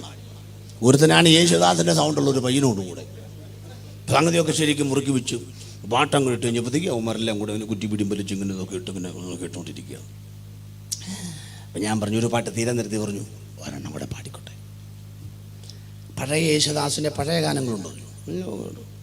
നീ എൻ്റെ പ്രാർത്ഥന കേട്ടു എന്ന സിനിമ പാട്ട് പറഞ്ഞു, അതുകൊണ്ട് എന്നാൽ അത് പാടിക്കൊള്ളാൻ പറഞ്ഞു. അപ്പം ഞാൻ ഈ മൈക്കിങ്ങോട്ടെടുത്ത് രണ്ടാമത്തെ പാട്ട് പാടണമല്ലോ. ഞാൻ പറഞ്ഞു അടുത്ത പാട്ട് പാടാൻ തുടങ്ങുകയാണ്, നിങ്ങളത് വെയിറ്റ് ചെയ്യണം. അപ്പോൾ കുറച്ച് പേര് നോക്കി നിൽക്കുകയാണ്. അപ്പോൾ ഞാൻ പറഞ്ഞു ചോരയെങ്കിൽ ചോര കൊടുത്ത വിപ്ലവത്തെ പാലൂട്ടി വളർത്തുവാൻ രണാങ്കണത്തിൻ്റെ വീതിയിലിറങ്ങി ചെമ്പടയുടെ സമർത്ഥന്മാരായ സാരഥികളെ, നിങ്ങൾക്ക് ഞങ്ങളുടെ വിപ്ലവാഭിവാദ്യങ്ങൾ. അവ മുമ്പിൽ നിന്ന് പുള്ളി തലക്കെട്ടൊന്ന് അഴിച്ചു. ചത്ത ചിന്തകളും ചടങ്ങുകളുമായി ചമ്രം പിടിഞ്ഞത് ചന്തത്തിൽ അന്തമന്ത്രങ്ങൾ ഊതുന്ന ചമയങ്ങൾ ഇട്ട് കർമ്മങ്ങൾ ആചരിച്ച് യാഗചിഷ്ടം പൂജിച്ച് ഭോഗാചാര്യന്മാരെ ഭവിച്ച പുരോഹിതന്മാരെയും അവരെ വെച്ചു പുലർത്തുവാൻ പ്രേരിപ്പിക്കുന്ന ചൂഷകന്മാരുടെ മുള്ളുവേലി പൊളിച്ചു മനുഷ്യവർഗത്തെ പുറത്തെടുത്ത ഏകശേഷ വിപ്ലവത്തിന്റെ വിജയകീഷുവായ ആചാര്യൻ ഞങ്ങൾ പ്രസംഗിക്കുന്ന കർത്താവായ യേശുക്രിസ്തു. അയാൾ മടിക്കുത്തടിച്ചു. തികവുറ്റതായ ഒരു സമ്പൂർണ്ണ വിപ്ലവത്തിന് ആഹ്വാനം ചെയ്തുകൊണ്ട് അതിന് മുൻപോ പിൻപോ ആർക്കും വിഭാവന ചെയ്യുവാൻ കഴിയാത്ത ഒരനിതര സാധാരണ സിദ്ധാന്തത്തെ കീഴ്മേൽ ഇളക്കി മറിക്കുന്ന വിപ്ലവ സൂര്യൻ ഞങ്ങൾ പ്രസംഗിക്കുന്ന കർത്താവായ യേശുക്രിസ്തു. അയാൾ അവിടെ ഇരുന്നു. അയാൾ ഇരുന്നപ്പോ എനിക്കങ്ങ് ആവേശം കയറി, പിടിപ്പിച്ചു വിട്ടു. ചത്ത ചിന്തകളും ചടങ്ങുകളുമായി ചമ്രം പിടിച്ചത് ചന്തത്തിൽ മന്ത്രങ്ങൾ ഊതുന്ന ചമയങ്ങൾ ഇട്ട് കർമ്മങ്ങൾ ആചരിച്ച് യാഗചിഷ്ടം പൂജിച്ച് ഭോഗാചാര്യന്മാരായി ഭവിച്ച പുരോഹിതന്മാർ സത്യം, സന്തോഷം, സൗഭാഗ്യം സമ്മതമായി സമ്മേളിക്കുന്ന നൂതന സിദ്ധാന്തം അത് പ്രയോഗമാകുന്ന നൂതന സമൂഹത്തിന്റെ ആവിർഭാവം കൊണ്ട് അന്ന് വരെ അത്യന്തം പവിത്രമായിരുന്ന പലരെയും പാടെ വിഭാവനം ചെയ്യുന്ന മണ്ണിൽ പണിയെടുത്ത ആദ്യത്തെ തൊഴിലാളി എന്നൊക്കെ പറഞ്ഞ് കത്തിക്കേറുകയാണ്. പുള്ളിക്ക് അങ്ങോട്ട് ഇഷ്ടപ്പെട്ടു. പുള്ളി കുറ്റിവീടിയൊക്കെ വലിച്ചെറിഞ്ഞ് ഒരു 5-6 പേരെ നിരത്തി ഇങ്ങനെ ഇരുത്തിയേക്കുകയാണ്. ഞാനാണെങ്കിൽ സാഹിത്യം കൊണ്ട് മുത്തുമാല ഓർത്ത് മാലപ്പടക്കത്തിന് തിരികൊളുത്തുകയാണ്. അപ്പത്തിനും അക്ഷരത്തിനും ആവതില്ലാതെ അനേകായിരങ്ങൾ അർത്ഥനക്തനും അവശരമായി അധപ്പതിച്ച ലോകത്തിൽ അങ്ങനെയുള്ളവൻ അഗ്നിജ്വാല പോലെ ആത്മീയതയിലേക്ക് അനയിക്കുവാൻ അത്യുന്നതനാൽ അഭിഷേകം ചെയ്യപ്പെട്ട അഖിലാണ്ട് കൂടിയ ബ്രഹ്മാണ്ഡ കടാഹങ്ങളുടെ ഉടമസ്ഥൻ അടിയിളകമാർ അലകൾ ഇളക്കിക്കൊണ്ട് ആഞ്ഞാഞ്ഞടിച്ച പ്രചണ്ഡവാതകത്തെ അമരുക എന്ന അല്പാക്ഷരങ്ങളുടെ അവനിമുഖത്ത് ശാന്തമാക്കിയ അത്യുന്നതന്റെ പുത്രൻ അയാൾക്ക് ഇഷ്ടപ്പെട്ടു. 20 മിനിറ്റ് കൊണ്ട് എൻ്റെ സംഗതി ക്ലോസായി. അയാള് ഒരു നോട്ടുമാലയും കൊണ്ടുവന്നു. 1 രൂപ 2 രൂപയുടെയൊക്കെ എൻ്റെ കഴുത്തേൽ ഇട്ടിച്ച് പറഞ്ഞു ഒരു സോഡയും. 2 പ്രാവശ്യം നോട്ടുമാല കിട്ടിയിട്ടുണ്ട്, ഒന്ന് തിരുവനന്തപുരത്ത് ഒന്ന് ഇതും. എൻ്റെ പുള്ളി പറഞ്ഞു സോഡ പൊട്ടിച്ചു തന്നിട്ട് പറഞ്ഞു കുടിക്കുക. പുള്ളിയാണ് തകർത്തുട്ട തകർത്തു. ഞാനൊരല്പ അഹങ്കാരത്തോടെ ഇങ്ങനെ ഈ മനുഷ്യരെയൊക്കെ ഒന്ന് കീഴടക്കിയ സന്തോഷത്തോടെ ഇങ്ങനെ നിൽക്കുക. ഇച്ചിരി തെല്ല അഹങ്കാരത്തോടെ എന്ന് വേണേൽ പറയാം. പുള്ളി അറിയാ അടിച്ച് തകർത്തുട്ടാ. ഇവിടെ ഇത്രയും ആളുകൾ പ്രസംഗിച്ചിട്ടുണ്ടെങ്കിലും ഇയാള് പ്രസംഗിച്ചപ്പോഴാണ് ഒരു കാര്യം മനസ്സിലായത്. ഞാൻ പറഞ്ഞെന്തോ യേശുക്രിസ്തു കമ്മ്യൂണിസ്റ്റുകാരനാണെന്ന് ഇപ്പോഴാണ്.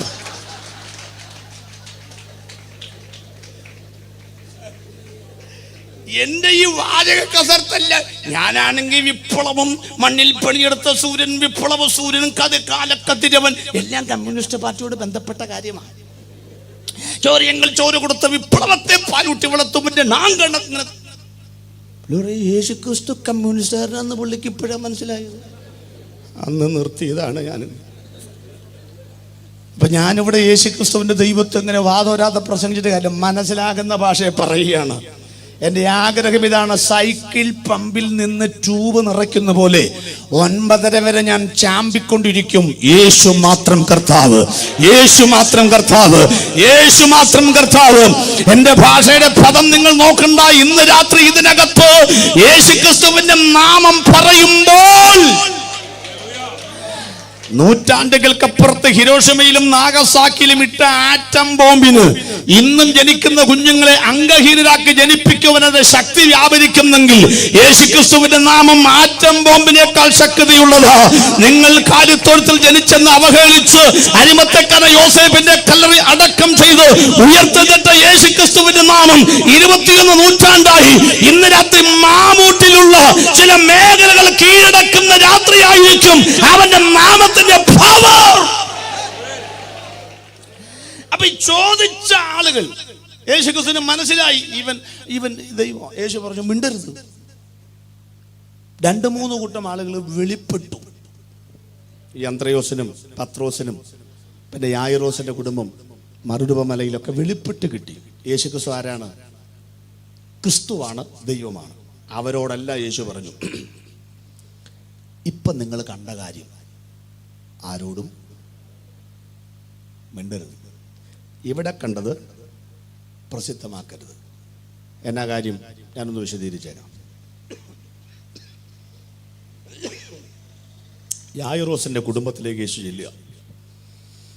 യായിറോസിന്റെ വീട്ടിലേക്ക് യേശു ചെന്നിട്ട് എല്ലാവരും പുറത്താക്കി. പത്രോസ്, യാക്കോബ്, യോഹന്നാൻ, യായിറോസ് ഭാര്യ, യേശു, ഡെഡ് ബോഡി, 7 പേര്. യേശു എന്നിട്ട് ആ കൊച്ചിൻ്റെ കയ്യിൽ ഇങ്ങനെ പിടിച്ചു. പിടിക്കുന്ന സമയത്ത് യേശുവാണ് എന്ന് പറഞ്ഞ മനുഷ്യനാണ്. പക്ഷെ അടുത്ത വാക്ക് പറയുമ്പോൾ യേശു അല്ല, അവൻ ക്രിസ്തുവാണ്. ഏതാണെന്നറിയാമോ? തലീത്ത കൂമി, ബാലേ എഴുന്നേറ്റ് വരിക. അതെന്നാ രണ്ടാമത്തെ വാക്ക് പറയുമ്പം യേശു അല്ലെന്ന് പറയാൻ കാരണം, കുട്ടി മരിച്ച ഉടനെ ഇതിൻ്റെ ആത്മാവ് എവിടെ പോയി? 40 ദിവസം കട്ടിൽ ചുറ്റും നടക്കുകയില്ല, വീടിന് ചുറ്റും നടക്കുകയില്ല. മരിച്ചാൽ പോവും അബ്രഹാമിൻ്റെ മടിയിലേക്ക്. അബ്രഹാമിൻ്റെ മടി എന്ന് പറയുന്നത് ഒരു പാതാള ലോകമാണ്. 1-ാം പാതാളം, നരകമല്ല, 1-ാം പാതാളം, പറുദീസ. അതിനൊരു പൂട്ടുണ്ട്. അതാണ് മരണത്തിൻ്റെയും പാതാളത്തിൻ്റെയും താക്കോൽ എന്നൊക്കെ പറയുന്നത്. ഈ പാതാള ലോകത്തിലിരിക്കുന്ന കൊച്ചിൻ്റെ ആത്മാവിരിക്കുന്ന ആ റൂമിൻ്റെ പൂട്ട് തുറക്കണമെങ്കിൽ ഒരു കള്ളത്താക്കോലിട്ട് വഴിയേ പോകുന്ന വഴിപോക്കിന് തുറക്കാൻ ഒക്കുകയില്ല. ഈ കൊച്ചു മരിച്ച സമയം തന്നെ അബ്രഹാമിന്റെ മടിയിൽ പോയെങ്കിൽ ആ പൂട്ട് തുറക്കണമെങ്കിൽ മരണത്തിൻ്റെയും പാതാളത്തിൻ്റെയും താക്കോൽ കൈവശമുള്ളവന് മാത്രമേ ആ പൂട്ട് തുറക്കാൻ പറ്റൂ. പിടിക്കുമ്പോൾ യേശുവാണെങ്കിലും തലീത്ത എന്ന് പറയുമ്പോൾ താക്കോലിട്ടു, കൂമി എന്ന് പറയുമ്പോൾ തിരിച്ചു. ഇന്ന് രാത്രിയിൽ താമ്രത്തിന്റെ കഥകളെ ഉടയ്ക്കുന്നവൻ, ഇരുമ്പിന്റെ ഓടാമ്പലുകളെ തകർക്കുന്നവൻ, പതിറ്റാണ്ടുകളായി മുദ്ര വെച്ചിരിക്കുന്ന കല്ലറയുടെ കവാട ബന്ധിത മഹാശിലാ പ്രതിബന്ധത്തെ ഉടയ്ക്കുന്നവൻ, പതിറ്റാണ്ടുകളായി നിന്റെ കുടുംബത്തെ അവകാശം പറയുന്ന പൈശാചിക ബന്ധനങ്ങൾ, മാരകമായ രോഗത്തിന്റെ കെട്ടുകൾ ഇന്ന് രാത്രി അഴിക്കുവാൻ എന്റെ യേശുവിന്റെ ദൈവത്വം ഇതിനകത്ത് വെളിപ്പെട്ടു വരട്ടെ എന്ന് ഞാൻ പ്രാർത്ഥിക്കുകയാണ്. അവിടെ യേശു പറഞ്ഞു, ഇവിടെ കണ്ടത് നിങ്ങൾ ആരോടും എന്ത് ചെയ്യരുത്, പറയരുത്. 6 ഗ്രൂപ്പിനെ ഒഴിവാക്കി. 3 ഗ്രൂപ്പുകാർക്ക് മനസ്സിലായി, 3 ഗ്രൂപ്പുകാർക്ക് വെളിപ്പെട്ടു, 6 ഗ്രൂപ്പുകാരെ ഒഴിവാക്കി. അടുത്ത 3 ഗ്രൂപ്പുകാർക്ക് യേശു ക്രിസ്തുവാണെന്ന് മനസ്സിലായി, വെളിപ്പെട്ടും കിട്ടി. പക്ഷേ എന്ത് ചെയ്തു? സംശയിച്ചു. അവരെ മാത്രമാണ് ഞാൻ ഇന്ന് അവതരിപ്പിക്കുന്നത്. അതെന്നാ അവരെ അവതരിപ്പിക്കാൻ കാരണം, നമ്മുടെ സ്വഭാവമായിട്ട് കുറച്ച് മാച്ച് ചെയ്യുന്നത് ആരാ? ഇതാ. യേശു ക്രിസ്തു ദൈവമാണെന്ന് മനസ്സിലായി, വെളിപ്പെട്ടും കിട്ടി. എന്നാലും ജാകുന്നവരെ സംശയിക്കും. അങ്ങനത്തെ ഒരു സ്വഭാവം നമുക്കുള്ളത് കൊണ്ട് ഞാനത് 3 മാത്രമേ വിശദീകരിക്കുന്നുള്ളൂ. യേശു മാത്രം കർത്താവ്, അത് മനസ്സിലായി, വെളിപ്പെട്ട് കിട്ടി. എന്നിട്ട് സംശയിച്ച 3 കൂട്ടം ആളുകൾ ആരൊക്കെയാണ്? 1, 2, 3. 1, ഒരു ഉപദേശി. ഒന്നാമത്തെ കഥാപാത്രമാരെ ഒരു ഉപദേശി. ഇതിൽ നോക്കുന്നു, ഇതിൽ ഏത് ഉപദേശിയാണ് നോക്കിയതിന് കുഴപ്പമൊന്നുമില്ല. കാരണം ഇപ്പം വിശ്വാസികൾക്ക് സംശയം കുറവാണ്. ഇപ്പം യേശു ക്രിസ്തുവിൻ്റെ ദൈവത്വം സംശയിക്കുന്നത് ഇപ്പം വിശ്വാസികളെക്കാൾ കൂടുതലാരാ? ഉപദേശിമാരാ. ഞാനത് തെളിയിച്ചോളാം. ഇപ്പോൾ ഒരു ഉപദേശിക്ക് സംശയം, യേശു തന്നെയാണോ ദൈവം? 2, ഈ പ്രസംഗം കേട്ടുകൊണ്ട് നടന്ന ആളുകൾക്കൊരു സംശയം. പ്രസംഗമൊക്കെ ഗംഭീരമാണ്, യേശു തന്നെയാണോ ക്രിസ്തു? 3, യേശുക്രിസ്തുവിൻ്റെ കൂടെ ഉറങ്ങി നടന്ന അപ്പോസ്തലന്മാർക്ക്, ശിഷ്യന്മാർക്ക് സംശയം, ഇവൻ തന്നെയാണോ ക്രിസ്തു? ഈ 3 കൂട്ടരെ 15 മിനിറ്റ് വീതം അവതരിപ്പിച്ചുകൊണ്ട് നമുക്ക് ഒമ്പരയ്ക്ക് നിർത്തണമെന്നാണ് വിചാരിക്കുന്ന. ശ്രദ്ധിക്കുക. 1, മത്തായിയുടെ സുവിശേഷം 11-ാം അധ്യായം 2-ാമത്തെ വാക്യം. 2-ാമത്തേത് യോഹന്നാൻ്റെ സുവിശേഷം 10-ാം അധ്യായം 22-ാമത്തെ വാക്യം. 3-ാമത്തേത് മർക്കോസിൻ്റെ സുവിശേഷം 4:41. ആദ്യത്തെ ഭാഗത്തേക്ക് വരുന്നു. യേശുക്രിസ്തു ദൈവമാണോ എന്ന് സംശയിച്ച ഉപദേശിയെ നമുക്ക് ആദ്യം പരിചയപ്പെടാം. മത്തായിയുടെ സുവിശേഷം 11:2. യോഹന്നാൻ കാരാഗ്രഹത്തിൽ വെച്ച് ക്രിസ്തുവിൻ്റെ പ്രവൃത്തികളെക്കുറിച്ച് കേട്ടിട്ട് തൻ്റെ ശിഷ്യന്മാരെ അയച്ചു, വരുവാനുള്ളവൻ നീയോ, ഞങ്ങൾ മറ്റൊരുത്തനെ കാത്തിരിക്കുകയോ എന്ന് അവർ മുഖാന്തരം അവനോട് ചോദിച്ചു. എല്ലാവർക്കും അറിയാവുന്ന വേദഭാഗമാണിത്. ഇവിടുത്തെ കഥാപാത്രമായിരുന്ന യോഹന്നാൻ സ്നാപകൻ. യോഹന്നാൻ സ്നാപകന് യേശു ദൈവമാണെന്ന് എന്നാണ് മനസ്സിലായത്? എപ്പോഴാണ് മനസ്സിലായത്? ഉത്തരം, അമ്മ മറിയാമെന്ന് ഒരു പ്രൈസ് ദി ലോർഡ് എന്ന് വന്ദനം പറഞ്ഞപ്പോൾ പിള്ളേർ രണ്ടുപേരും എന്ത് ചെയ്തു? തുള്ളി. അപ്പോൾ എലിസബത്തിൻ്റെ അകത്ത് കിടക്കുന്ന ശൈശവപ്രായത്തിലുള്ള യോഹന്നാന് മനസ്സിലായതാണ് യേശു ആരാണെന്ന്, ദൈവമാണെന്ന്. പക്ഷേ അതൊരു തിയോളജിക്കൽ മിസ്റ്റേക്കായി നിങ്ങൾ ചൂണ്ടിക്കാണിച്ചാലോ എന്ന് ഭയപ്പെട്ടിട്ട് ഞാനത് വിസ്മരിക്കുന്നു. യേശുവിൻ്റെ മുൻപ് യോഹന്നാൻ്റെ പ്രസംഗത്തിലേക്ക് നിങ്ങളുടെ ശ്രദ്ധ കൊണ്ടുവരാം. യോഹന്നാൻ്റെ പ്രസംഗം, എൻ്റെ പിന്നാലെ ഒരുവൻ വരുന്നു, അവൻ എന്നേക്കാൾ വലിയവൻ. അവൻ്റെ കയ്യിൽ എന്തുണ്ട്? വീശുമുറം, കളത്തെ മുറ്റും വെടിപ്പാക്കും, പതിർക്കെടാത്ത തീയിലിട്ട് ചുട്ടുകളയും. ഈ വിത്തെല്ലാം എന്ത് ചെയ്യും? കളപ്പുരയിൽ ശേഖരിക്കും. അവൻ്റെ ചെരുപ്പിൻ്റെ വാറഴിപ്പാൻ ഞാൻ യോഗ്യനല്ല. ഇതാ ലോകത്തിൻ്റെ പാപം ചുമക്കുന്ന ദൈവത്തിൻ്റെ. ഇത്രയും പ്രസംഗങ്ങൾ യേശുക്രിസ്തുവിനെ കുറിച്ച് ഇത്ര ശക്തമായി വ്യക്തമായി പ്രസംഗിച്ച ഒരു പ്രസംഗകൻ വേറെയില്ല. പ്രവാചകന്മാർ വേറെയുണ്ട്. അങ്ങനെ ഇരിക്കുമ്പം യേശുക്രിസ്തു തൻ്റെ അടുക്കിലേക്ക് വന്നു. അതെല്ലാം നിങ്ങൾ ശ്രദ്ധിക്കണം. യേശുക്രിസ്തു വന്നപ്പം യേശു പറയുക, സ്ത്രീകളിൽ നിന്ന് ജനിച്ചവരിൽ ഇവനേക്കാൾ വലിയവൻ. പക്ഷെ യേശു വന്നപ്പോൾ ഈ പുള്ളി പറയുക, നീയാണ് വലിയവൻ എന്ന് പറഞ്ഞാൽ ഞാൻ ചെറുതായിക്കൊള്ളാവുന്നു. അതിൻ്റെ അർത്ഥം എന്നാണെന്നറിയാമോ? അത് പറയാം. താങ്കൾ എത്ര വലിയ ഇരട്ട ചങ്കുള്ളവനാന്ന് പറഞ്ഞാലും യേശുക്രിസ്തുവിൻ്റെ അടുക്കൽ വന്നാൽ കാറ്റുപോയ ബലൂൺ പോലെയാവും. കാരണം നിങ്ങൾ ഇതുവരെ ഇരട്ടച്ചങ്കെന്ന് പറയുന്നത് ശരി ചങ്കുള്ളവനെ കാണാത്തതുകൊണ്ടാണ്. ഈ ഇരിക്കുന്ന ആളുകളെയൊക്കെ നിങ്ങൾ ശ്രദ്ധിച്ചു. ഇപ്പം നിങ്ങൾ സ്റ്റേജിലേക്ക് നോക്കിയാൽ എല്ലാം വെള്ള ഷർട്ട് ഇട്ട് കൊക്ക് മീനെ പിടിക്കാൻ ഇരിക്കുന്ന പോലെ ഇത്രയും പാവങ്ങൾ ലോകത്തിലുണ്ടോ എന്ന് ചിന്തിച്ചു. ഞങ്ങൾക്കൊരു മുൻകാല ചരിത്രമുണ്ട്. ഒരുത്തനും ഒതുങ്ങാത്ത ആരാടാ എന്ന് ചോദിച്ചാൽ എന്താടാ എന്ന് ദിഗന്ധങ്ങൾ ഭേദിക്കുമാറ് പറഞ്ഞിരുന്നൊരു കാലം ഞങ്ങളുടെ ജീവിതത്തിലുണ്ട്. ഞാൻ അതിനൊരു തമാശ കലർത്തി അങ്ങോട്ട് പറയാം. ഈ പെന്തിക്കോസിനകത്തോട്ട് മീൻ കൂടയ്ക്കകത്ത് മീൻ വന്ന് കയറുന്ന പോലെ ഞങ്ങൾ ഓടിക്കേറിയതൊന്നുമല്ല. ഇതിനകത്ത് കയറാതിരിക്കാൻ അരക്കൈ നോക്കിയതാ, പക്ഷേ ഫുൾ കൈ ഇടേണ്ടി വന്നു. കണ്ടോ? അതുകൊണ്ട് വെറുതെ ഈ കൈകൊട്ടി പാടുന്നവനെ ദൂരെ നിന്ന് കൈ കെട്ടി നിന്ന് കളിയാക്കി കാലം കഴിച്ചു കൂട്ടരുത്. സമയം കിട്ടുന്നതിന് മുമ്പ് ഇതിനകത്തോട്ട് കയറാൻ നോക്കിക്കോ. ഏതായാലും നീ അകത്ത് കയറേണ്ടി വരും. അതുകൊണ്ട് ആരോഗ്യമുള്ളപ്പോഴും സമാധാനമുള്ളപ്പോഴും നല്ല സമ്പൽ സമൃദ്ധിയും ചോരതിളപ്പും ഉള്ളപ്പോൾ ഇതിനകത്ത് വന്നാൽ നമുക്ക് ഒരുമിച്ച് 4 ഹല്ലേലൂയെങ്കിലും പറയാൻ പറ്റും. ഇല്ലെങ്കിൽ ചാകാൻ നേരത്തെ 7 പ്രാവശ്യം വെട്ടിക്കണ്ടിച്ച് പുഴുങ്ങി പറയേണ്ടി വരും ഹല്ലേലൂയ. അപ്പം ഞാൻ ഒന്നുകൂടെ പുറകിലോട്ട് വരികയാ. യേശു വന്നപ്പോൾ ഇവൻ ചെറുതായി പറഞ്ഞതിൻ്റെ അർത്ഥം. അങ്ങനെ യേശുവിനെ ഇവൻ സ്നാനപ്പെടുത്തി. അപ്പം അന്ന് മുതൽ യോഹന്നാൻ്റെ ചിന്ത, ഞാനാണ് പാസ്റ്റർ. വിശ്വാസി ആരാ? മുങ്ങുന്നവനാണല്ലോ വിശ്വാസി, മുക്കുന്നവനാണല്ലോ പാസ്റ്റർ. പിറ്റേ ദിവസം മുതൽ ഭയങ്കര പ്രസംഗമാണ്. കാലം തികഞ്ഞു, ദൈവരാജ്യം സമീപിച്ചിരിക്കുന്നു, മാനസാന്തരപ്പെടുവിൻ. അണുവിട വ്യത്യാസമില്ല. പിടിച്ചു, കാരാഗ്രഹത്തിലാക്കിയപ്പോൾ എൻ്റെ ഭാവന ചിറക് വിടർന്നു. യോഹന്നാൻ വിചാരിച്ചു, ഞാൻ യേശുവിനെ മുക്കിയ സ്ഥിതിക്ക് ഈ ബദ്ധന്മാർക്ക് വിടുതൽ നൽകാനാണല്ലോ യേശു വന്നത്. അപ്പം ഞാനിപ്പോൾ ആരായിട്ട് കിടക്കുക? ബദ്ധൻ. അപ്പം വിടുവിക്കാൻ ആര് വരും?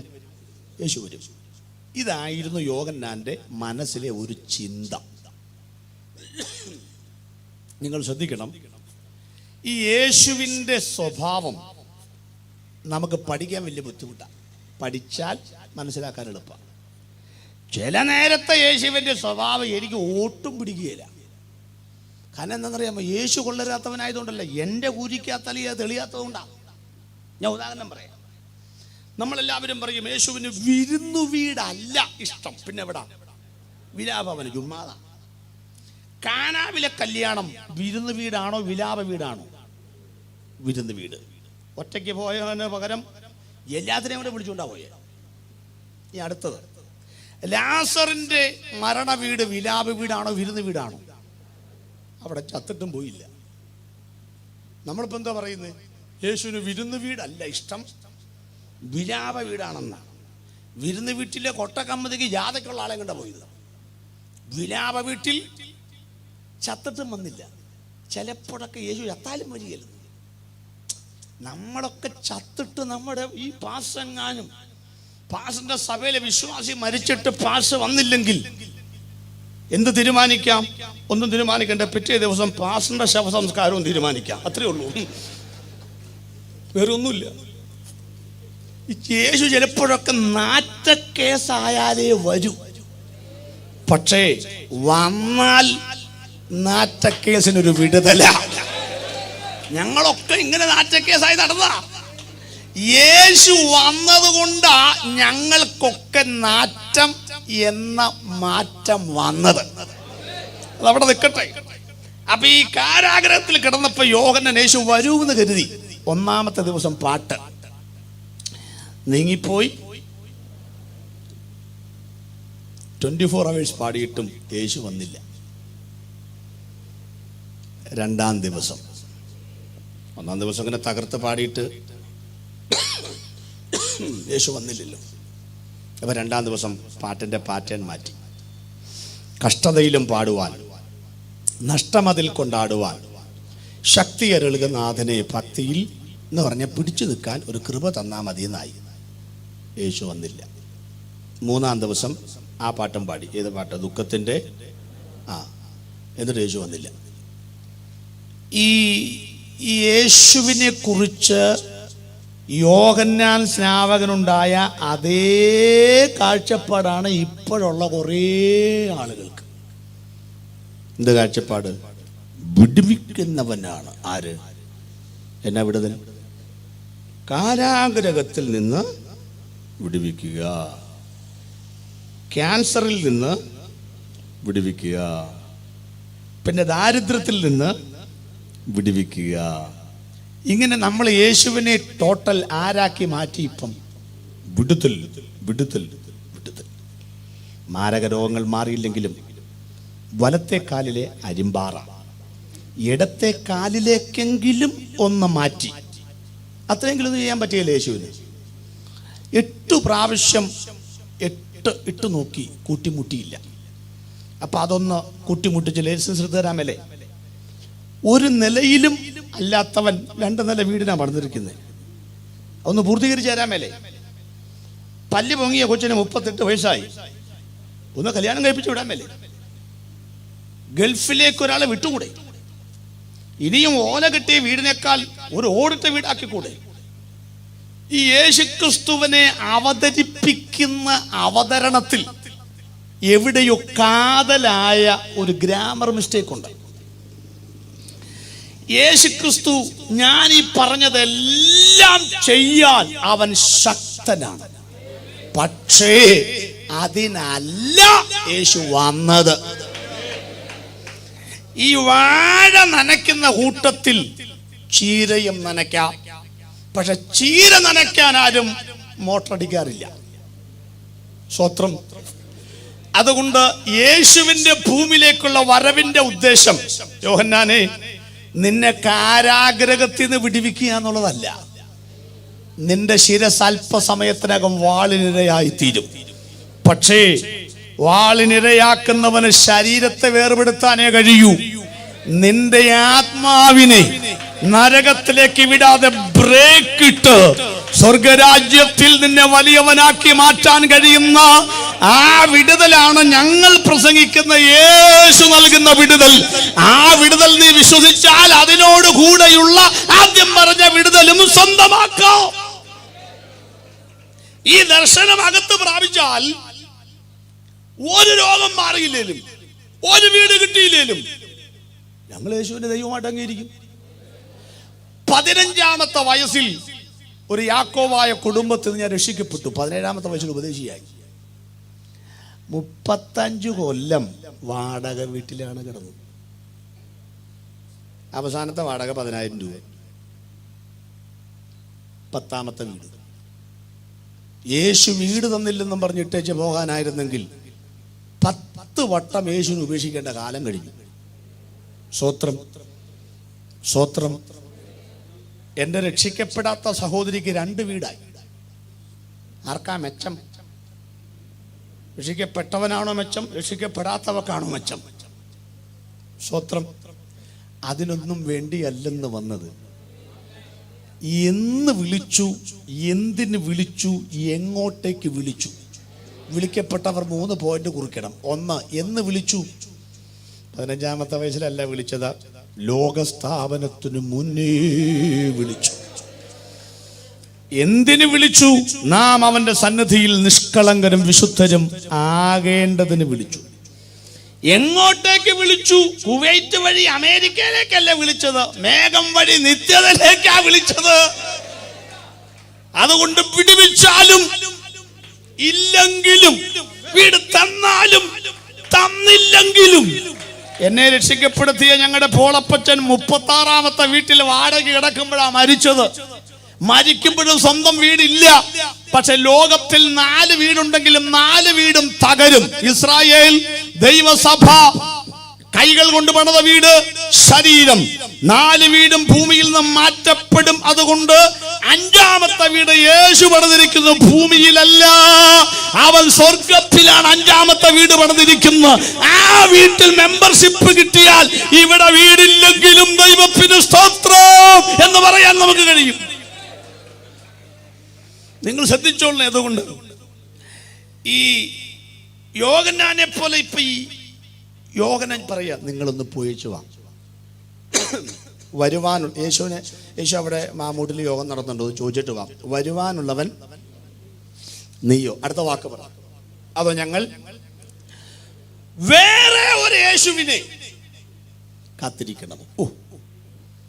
നമുക്കൊന്ന് ചോദിച്ചു നോക്കാം യോഹന്നാൻ സ്നാപകനോട്. അച്ഛാ, എന്നതാണ് ഇത്രയും നാളും പ്രസംഗിച്ചത്? യേശു വലിയ ദൈവം, യേശു അങ്ങനെയാണ് ഇങ്ങനെയാണ്, എന്നേക്കാൾ വലിയവൻ, ഭീഷമുറം. ഇപ്പോഴെന്നാ പറയണത്? അത് എൻ്റെ കാര്യങ്ങളൊക്കെ നടത്താൻ യേശുവിന് പറ്റുമോ എന്നൊരു സംശയം. അത് നിങ്ങൾക്കല്ല, ഞങ്ങൾക്കപ്പം കൂടുതൽ.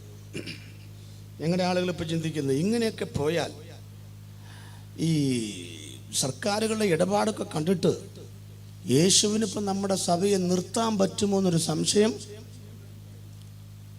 ഉണ്ട്. ഇതിൻ്റെ ഇറക്കം കുറച്ചും കൂടി ഒന്ന് കൂട്ടി നോക്കാം. കാരണം ഒന്ന് പിടിച്ചു നിൽക്കണമല്ലോ.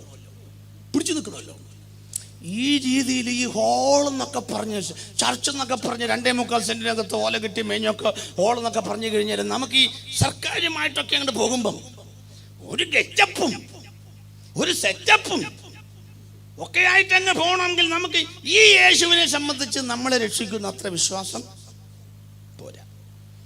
അതുകൊണ്ട് പച്ച ഇന്റർനാഷണൽ പാർട്ടികൾ ഇപ്പം നീളം കൂട്ടി. നമുക്ക് വേറെ ഒരു യേശുവിനെ, സ്വത്രം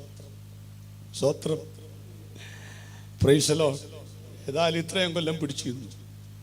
ചത്താലും ഇങ്ങനെ തന്നെ അങ്ങ് പോണോന്നാ. ഞങ്ങൾ വേറെ ഒരാളെ ഇറക്കുമതി ചെയ്യണോ? യേശുവിന്റെ മറുപടി ഗംഭീരം. യേശു പറയാം, ഇവിടെ നിങ്ങൾ എന്ത് കാണുന്നു, ഇവിടെ നിങ്ങൾ എന്ത് കേൾക്കുന്നു, അത് അവനോട് പറ. ഒറ്റ പ്രാവശ്യവും നേരിട്ട് പറയില്ല, അത് അവനോട് പറ. അവൻ ആത്മീയനാണെങ്കിൽ 5 മിനിറ്റ് ധ്യാനിക്കും, സ്വർഗ്ഗത്തിൽ പോകും. ചെന്ന് പറഞ്ഞേക്കാം. അവിടെ ചെന്നപ്പോൾ ചോദിച്ചു, എന്താ മറുപടി? ഇവിടെ എന്ത് കാണുന്നു, എന്ത് കേൾക്കുന്നു, അതുകൂടെ ഒന്ന് പറയാൻ പറയാം. എന്താ അവിടെ കണ്ടത്? കുരുടർ വിടുവിക്കപ്പെടുന്നു, മുടന്തർ നടക്കുന്നു. അപ്പോൾ എനിക്ക് മാത്രം വിടുതലില്ല, ബാക്കി എല്ലാവർക്കും വിടുതലുണ്ട്. പോട്ടെ, എന്താ കേട്ടത്? സുവിശേഷ പ്രസംഗം. എന്താ സബ്ജക്റ്റ്? അങ്ങനെ ഒരു സംഭവം ഉണ്ട് കേട്ടോ. ഈ യോഹന്നാൻ പ്രസംഗിച്ചാൽ, യേശു പ്രസംഗിച്ചാൽ, പിന്നെ വചനമറിയാവുന്ന ആളുകൾ പ്രസംഗിച്ചാൽ ഒരു സബ്ജക്റ്റ്, ഒരു വിഷയം ഉണ്ടായിരിക്കും. ചില ആളുകൾ 5 മണിക്കൂർ പ്രസംഗിച്ചാലും ഒരു വിഷയവും കാണുകയില്ല. അത് വലിയ കുഴപ്പമില്ല. പക്ഷെ അങ്ങനെയുള്ളവർ പോകാൻ നേരത്തൊരു വിഷയം ഉണ്ടാക്കിച്ചു പോകും. അതാ ഒരു അപ്പൊ ചിലർ എത്ര മണിക്കൂർ പ്രസംഗിച്ചാലും വിഷയം ഉണ്ടാവില്ല. നമുക്കിപ്പോ ഒരു വിഷയം ഉണ്ടെന്ന യേശു മാത്രം കർത്താവ്. അപ്പൊ അവര് പറഞ്ഞു, കാലം തികഞ്ഞു, ദൈവരാജ്യം സമീപിച്ചിരിക്കുന്നു, മാനസാന്തരപ്പെടുവിൻ. ഇതായിരുന്നു വിഷയം. അപ്പൊ യോഹന്നാൻ പറഞ്ഞു, അത് ഞാൻ പ്രസംഗിച്ച വിഷയമല്ലേ, കാലം തികഞ്ഞു. യേശു എന്നതാ പ്രസംഗിച്ചത്, അതാണ് പ്രസംഗിച്ചത്. പോയ അടുത്ത ആൾ, നീ കേട്ടോടാ? കേട്ടു. എല്ലാവരും പറഞ്ഞു, കാലം തികഞ്ഞു, ദൈവരാജ്യം സമീപിച്ചു, മാനസാന്തരപ്പെടുവിൻ. അപ്പൊ യോഹന്നാൻ പറഞ്ഞു, ഇത് തന്നെയാ പ്രസംഗിച്ചത്. ഞാൻ പ്രസംഗിച്ച അതേ പ്രസംഗം, അയ്യോ നമ്മൾ പ്രസംഗിച്ച അതേ പ്രസംഗം. കാരാഗ്രഹത്തിൽ കീറപ്പായിൽ മുഴങ്കാൽ മടക്കി 2 മിനിറ്റ് ധ്യാനിച്ചപ്പോൾ അവൻ അർത്ഥം പിടികിട്ടി. പിന്നെ മിണ്ടിയിട്ടില്ല, നേരെ നിത്യയിൽ പോയി. എന്താണ് മനസ്സിലായെന്നറിയാമോ? ഞാനാണ് മാനസാന്തര പ്രസംഗം നടത്തിക്കൊണ്ടിരിക്കുന്നത്. ഞാനിങ്ങനെ കാരാഗ്രഹത്തിൽ കിടന്നാൽ പിന്നെ ആരാണ് മാനസാന്തര പ്രസംഗം നടത്തുക? അതുകൊണ്ട് യേശുവേ, എന്നെ കാരാഗ്രഹം പുറത്തിറക്കാമെങ്കിൽ ഞാൻ എന്ത് പ്രസംഗിച്ചോളാം? മാനസാന്തര പ്രസംഗം പ്രസംഗിച്ചോളാം. യേശുവിന് മറുപടി, പ്രസംഗിച്ചത് മതി, പ്രസംഗിച്ചത് മതി. 6 മാസത്തെ മൂപ്പേ ഉള്ളൂ. പക്ഷെ നിന്റെ പ്രസംഗ ശൈലി കൊണ്ട് 3 കൊല്ലം മുമ്പേ ചാകേണ്ട ഗതികേടാ. അതുകൊണ്ട് നീ പ്രസംഗിച്ചത് മതി. ഒന്നുകൂടെ ക്ലിയർ ചെയ്യാം. 400 മീറ്റർ റിലേ ഓട്ടം, 4ാമത്തെ ലാപ്പിൽ ഓടാൻ വേണ്ടി നമ്മുടെ മിടുക്കി പ്രീജ ശ്രീധരൻ കാത്തു നിൽക്കുമ്പം 3ാമത്തെ ലാപ്പിൽ ഓടി വരുന്ന കൊച്ചിൻ്റെ കാലൊന്നിടറി. മറ്റു കുട്ടികളെക്കാൾ 10 അടി പിറകിലായി. ലാപ്പിൽ ഓടി തികയ്ക്കാൻ കഴിയുമോ എന്ന് പ്രീജയ്ക്കൊരു സംശയം. അവൾ വീഴുന്നതിന് മുൻപ് ഒരു 10 അടി പിറകോട്ട് മാറി അവൾ വീഴാൻ പോകുന്ന സ്ഥലത്ത് നിന്നും ആ ബാറ്റൻ പിടിച്ചു വാങ്ങി പിറകിൽ നിന്ന് കുതിച്ചു പാഞ്ഞ് 1ാം സ്ഥാനത്തെത്തുന്ന ഒരു സ്പോർട്സ്മാൻ സ്പിരിറ്റോടെ യേശുക്രിസ്തു നോക്കിയപ്പം, കാലം തികഞ്ഞു, ദൈവരാജ്യം സമീപിച്ചിരിക്കുന്നു, മാനസാന്തരപ്പെടുവിൻ എന്ന് പറയുന്ന ഈ നാവ് ഇനി ചലിക്കില്ല എന്ന് അവന്റെ ആത്മാവിന്റെ ഉടമസ്ഥൻ കണ്ടു. ഒരു 10 അടി യേശു പിറകോട്ട് മാറി. അവൻ പ്രസംഗിച്ച അതേ പ്രസംഗത്തിന്റെ ബാറ്റൻ പിടിച്ചു വാങ്ങിട്ട് പറഞ്ഞു, നിത്യത്തിലേക്ക് പൊക്കോ, ബാക്കി ഞാൻ ഏറ്റു. വല്ല മനസ്സിലാകുന്നുണ്ടോ? സുവിശേഷം പ്രസംഗിച്ചവനെ തടവിലാക്കാം, പക്ഷെ അവൻ പ്രസംഗിച്ച സുവിശേഷത്തെ തടവിലാക്കാൻ ഒക്കുകയില്ല. പ്രാർത്ഥിച്ചവനെ തല്ലിക്കൊല്ലാം, അവന്റെ പ്രാർത്ഥനയെ കൊല്ലാൻ ഒക്കത്തില്ല. പാട്ട് പാടുന്നവരൊക്കെ കാലഘട്ടം കഴിയുമ്പോൾ ശ്രുതി മാറും, താളം മാറും, ഞങ്ങളൊക്കെ സ്ഥലം വിടും. പ്രസംഗിക്കുന്ന ഞങ്ങളും തൊണ്ടയിടറും, സ്ഥലം വിടും. ഇവിടുത്തെ യോഗം 5-6 കൊല്ലം നടത്തിയ ജോർജ് ചായനും കുറെ കൊല്ലം കഴിയുമ്പോൾ ഉണ്ടാവില്ല, മരിച്ചു പോകും. പേടിയൊന്നുമില്ലല്ലോ അല്ലേ? ഒരു പേടിയില്ല. സ്തോത്രം. അദ്ദേഹം മരിച്ചു പോകും. പക്ഷെ മാമൂടിൽ ഇവിടെ സുവിശേഷ വേല ചെയ്യുന്ന ഈ ദൈവദാസന്മാരൊക്കെ ഞങ്ങളൊക്കെ മരിച്ചു പോകുമെന്ന്. പക്ഷെ ഞങ്ങളുടെ ആവേശം എന്നാണെന്നറിയാമോ? മാമൂട്ടിൽ ഞങ്ങൾ മരിച്ചാലും മാമൂട്ടിൽ ഞങ്ങൾ പറഞ്ഞ വചനം മരിക്കില്ല, ഞങ്ങൾ പാടിയ പാട്ട് മരിക്കില്ല.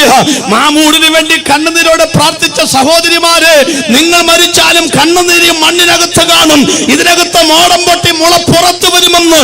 മരിക്കാത്ത പ്രസംഗം നടത്താൻ, മരിക്കാത്ത പാട്ട് പാടുവാൻ, മരിക്കാത്ത പ്രാർത്ഥന നടത്തുവാൻ ദൈവം അഭിഷേകം ചെയ്ത് ആക്കി വെച്ചവർക്കായി ഇന്ന് രാത്രി ഞങ്ങൾ ദൈവത്തെ സ്തുതിക്കുകയോ. Praise the lord, praise the lord. യോഹന്നാന്റെ സംശയം മാറി എന്ന് പറഞ്ഞാൽ അവന്റെ ശുശ്രൂഷ അവസാനിച്ചു. ഞങ്ങൾ ഒന്നുകൂടെ പറയട്ടെ, ഈ മാർഗത്തിൽ ജീവിക്കുന്നവരെ മരണപ്പെടുത്തിയാൽ, കൊലപ്പെടുത്തിയാൽ ഈ മാർഗം അടച്ചു കെട്ടാമെന്ന് ആരെങ്കിലും വ്യാമോഹിക്കുന്നെങ്കിൽ നടക്കുന്ന കാര്യമല്ലിത്. പൈസലോ. കാരണം യേശുക്രിസ്തു ആൽമരമല്ല എന്ന് പറഞ്ഞാൽ മനസ്സിലായോ? ഈ ആൽമരം നിൽക്കുന്ന കവലയ്ക്കൊരു പേരുണ്ട്, ആലുംമൂട് ജംഗ്ഷൻ. പന്തളത്തും ചെങ്ങന്നൂർ മാവേലിക്കൽ ഇഷ്ടം പോലെ ഉണ്ടോ. കൊച്ചാലുംമൂട്, വലിയാലുംമൂട്, ആലുംമൂട്, ആൽത്തറ ജംഗ്ഷൻ. ചില ജംഗ്ഷനിൽ ആലും മാവും കൂടെ നിൽക്കും, അപ്പോൾ ഒരു പേരിടും ആത്മാവ്. ഈ ആൽമരം ഇങ്ങനെ നിൽക്കുമ്പം അതിങ്ങനെ വളർന്ന് പടർന്ന് പന്തലിച്ച് നിൽക്കുക. 250 കാക്ക, രാത്രി 300 വവ്വാൽ. ഇതെല്ലാം അതിൻ്റെ സങ്കേതം ഈ ആൽമരത്തേല. ചുവട്ടിൽ 15 പേർക്ക് ബസ് കാത്ത് നിൽക്കാം. തറ കെട്ടി വൃത്തിയാക്കിയിരിക്കുന്നു. ആണുങ്ങൾക്ക് ഇരുന്ന് കാമൻ്റ് അടിച്ചുകൊണ്ടിരിക്കാം. പെട്ടിക്കടക്കാരൻ ചേട്ടന് അല്പം തണൽ കിട്ടും. എല്ലാ സൗകര്യമുണ്ട്. ഒരു ദിവസം ആൽമരം പൊത്തോന്നും പറഞ്ഞ് മറിഞ്ഞാടും. ഇലക്ട്രിക് പോസ്റ്റും തകർത്ത് ബസ് കാത്തുനിന്ന് 2 എണ്ണത്തിൻ്റെ പുറത്തോട്ട് മറിഞ്ഞാടി. 250 കാക്കയുടെ കൂടും പോയി, 300 വവ്വാലിൻ്റെ താമസവും പോയി. ആൽമരത്തിൻ്റെ ഏകദോഷം, ഇതിൻ്റെ ചുവട്ടിൽ പുല്ല് കുരുക്കാൻ പുള്ളി സമ്മതിക്കുകയില്ല. കണ്ടിട്ടുണ്ടോ? ഒരാൽമരത്തിൻ്റെ ചുവട്ടിൽ പുല്ലില്ല. നിങ്ങൾ വേണമെങ്കിൽ നിബിഡ വനത്തിൽ പോയി നോക്കിക്കോ, ആൽമരത്തിൻ്റെ ചുവട്ടിൽ പുല്ലില്ല. എന്താ കാര്യം? ചെറിയ ഇലയാണ്. മഴത്തുള്ളി വീഴുമ്പോൾ പെട്ടെന്ന് ചെരിഞ്ഞു കൊടുക്കും. മഴത്തുള്ളി താഴോട്ട് വരും, മണ്ണ് കുത്തി ഒലിച്ചു പോകും. വേരുകൾ തൂങ്ങിക്കിടക്കുന്ന സാധനമാണ് ഈ ആൽമരം. ഇങ്ങനെ കുറേ ആളുകളൊക്കെ ഉണ്ട് എന്ന് പറഞ്ഞാൽ അവർ ജീവിച്ചിരിക്കുമ്പം ഭയങ്കര പ്രസ്ഥാനമാണ്. ഒരു 250 കാക്കയ്ക്കും 300 വവ്വാലിനൊക്കെ കൂടുകൂട്ടി നടക്കാം. കുറേ എണ്ണങ്ങൾക്കൊക്കെ തണലൊക്കെ കൊണ്ട് ഇങ്ങനെ ഒക്കെ നടന്ന് ഇങ്ങനെ കമൻ്റ് അടിച്ചൊക്കെ അതുകൊണ്ടൊക്കെ ജീവിച്ച് പോവാന്ന്. പക്ഷെ ഈ ആൽമരം മറിയൂട്ടോ ഒരു ദിവസം. അന്ന് ഇതിനെ ആശ്രയിച്ചവനെല്ലാം വെള്ളത്തിലാവും. ഞങ്ങൾ പ്രസംഗിക്കുന്ന യേശുക്രിസ്തു ആൽമരമല്ല, പിന്നെ എന്താണെന്നാണല്ലേ? അത് നമ്മുടെ വീട്ടുമുറ്റത്ത് കുഴിച്ചു വെച്ച വാഴയാണ്. എന്താ വാഴയുടെ പ്രത്യേകത കണ്ടില്ലേ? വഴിയുടെ തീരത്തുനിന്ന് 30 രൂപയ്ക്ക് വാഴക്കണ്ണ് മേടിച്ചു. കുഴിച്ചു വെക്കുമ്പോഴേ ചവിട്ടി. വാഴക്കണ്ണ് പറഞ്ഞു, അധികം ഒതുക്കിയാലും ഞാൻ പൊങ്ങി വരും. 10ാമത്തെ മാസം ഒരു വാക്കത്തി കൊണ്ട് പോര്, നിറം മാറി ഗുണം മാറി വേറൊരു സാധനം തരാം.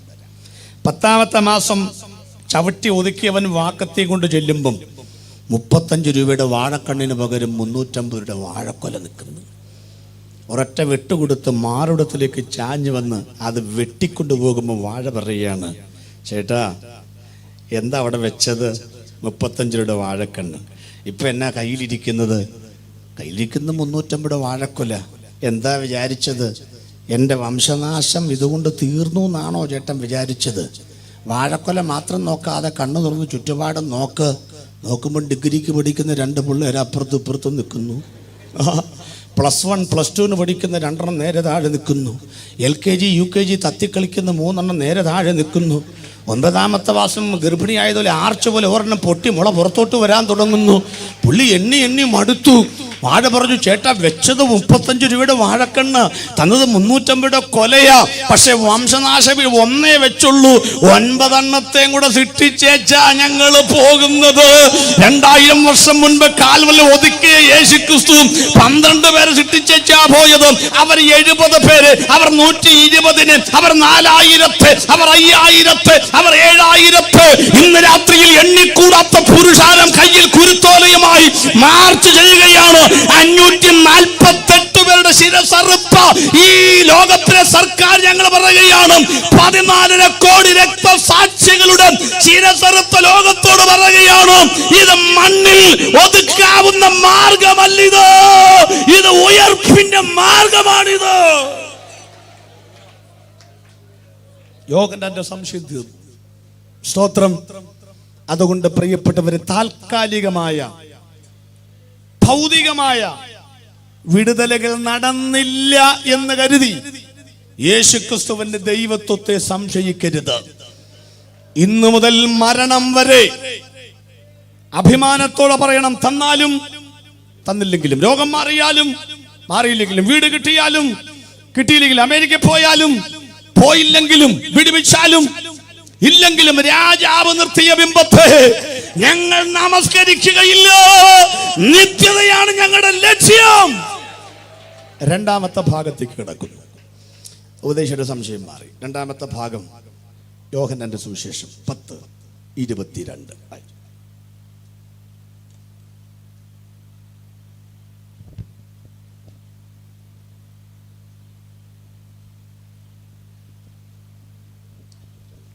അനന്തരം യെരൂശലേമിൽ പ്രതിഷ്ഠോത്സവം ആചരിച്ചു. അന്ന് ശീതകാലമായിരുന്നു. യേശു ദൈവാലയത്തിൽ ശലോമോന്റെ മണ്ഡപത്തിൽ നടന്നുകൊണ്ടിരുന്നു. യഹൂദന്മാർ അവനെ വളഞ്ഞു, നീ എത്രത്തോളം ഞങ്ങളെ ആശിപ്പിക്കുന്നു? നീ ക്രിസ്തുവെങ്കിൽ സ്പഷ്ടമായി പറക എന്ന് അവനോട് പറഞ്ഞു. മതി, അത് വിശദീകരിച്ചോട്ടെ. രണ്ടാമത്തെ ഭാഗത്തേക്ക് വരുന്നു. ഈ ശലോമോന്റെ മണ്ഡപത്തിൽ കൂടെ യേശു ക്രിസ്തു പ്രതിഷ്ഠോത്സവം ആചരിക്കുന്ന സമയത്ത് അങ്ങോട്ടും ഇങ്ങോട്ടും നടക്കുകയാണ്. പ്രതിഷ്ഠോത്സവത്തെക്കുറിച്ച് പറയണമെങ്കിൽ 3/4 മണിക്കൂർ വേണം, അത് ഞാൻ വിട്ടു. അപ്പോൾ യേശു ക്രിസ്തു അങ്ങോട്ട് നടക്കുന്നു. അപ്പോൾ കുറച്ച് ആളുകൾ യേശുവിൻ്റെ കൂടെ അങ്ങോട്ട് നടക്കുന്നു. കുറച്ച് കഴിഞ്ഞപ്പോൾ യേശു ക്രിസ്തു ഇങ്ങോട്ട് നടക്കുന്നു. അപ്പോൾ കുറച്ച് ആളുകൾ ഇങ്ങോട്ട് നടക്കുന്നു. അങ്ങനെ കുറേ ആളുകൾ അന്നുണ്ട് ഇന്നുണ്ട്. കുറച്ച് നേരം അങ്ങോട്ട് നടക്കും, കുറച്ച് നേരം ഇങ്ങോട്ട് നടക്കും, കുറച്ച് നേരം ആ സഭയിൽ പോകും, കുറച്ച് കഴിയുമ്പം ഈ സഭയിൽ പോകും. ചില ആളുകളെ കാണുമ്പോഴേ ചോദിക്കണം ഇപ്പം ഏത് സഭയിലാണ്. അങ്ങനെ ഞാൻ എപ്പോഴും പറയും, നിങ്ങൾ ഈ വീട് ജനിച്ചാൽ ജനിപ്പിക്കുന്ന പ്രസവിക്കുന്ന അമ്മയുടെ മുലപ്പാൽ കുടിക്കുന്നതായിരിക്കും നല്ലത്. ഏത് പാല് കുടിക്കുന്നതിൻ്റെ സ്വഭാവം കാണിക്കും. പശുവിൻ പാല് കുടിക്കുന്നവരെ കൊണ്ട് വലിയ കുഴപ്പമൊന്നുമില്ല. ഏത് പ്രസംഗവും ശാന്തമായിട്ട് കേട്ടിരിക്കുന്നു. ഏത് പ്രസംഗത്തിനെയും ഒരാൾ എതിർക്കുന്നെങ്കിൽ അപ്പം വിചാരിച്ചോളാം ഇത് പശുവിൻ പാലല്ല എരുമപ്പാല. കാരണം ഓണടിച്ചാലും മാറാത്തൊരു മൃഗം ഏതേ ഉള്ളൂ. ആരും കയറി എതിർത്തുകളെ. പിന്നെ ഞാനീ പറഞ്ഞ പോലെ എല്ലാ സഭയും പരീക്ഷിച്ച് നടക്കുന്ന ആളുകളുണ്ട്. അത് പശുവിൻ പാലുമല്ല എരുമപ്പാലുമല്ല, അത് ഈ കവർ പാല. അതിനകത്ത് എല്ലാം ഉണ്ട്.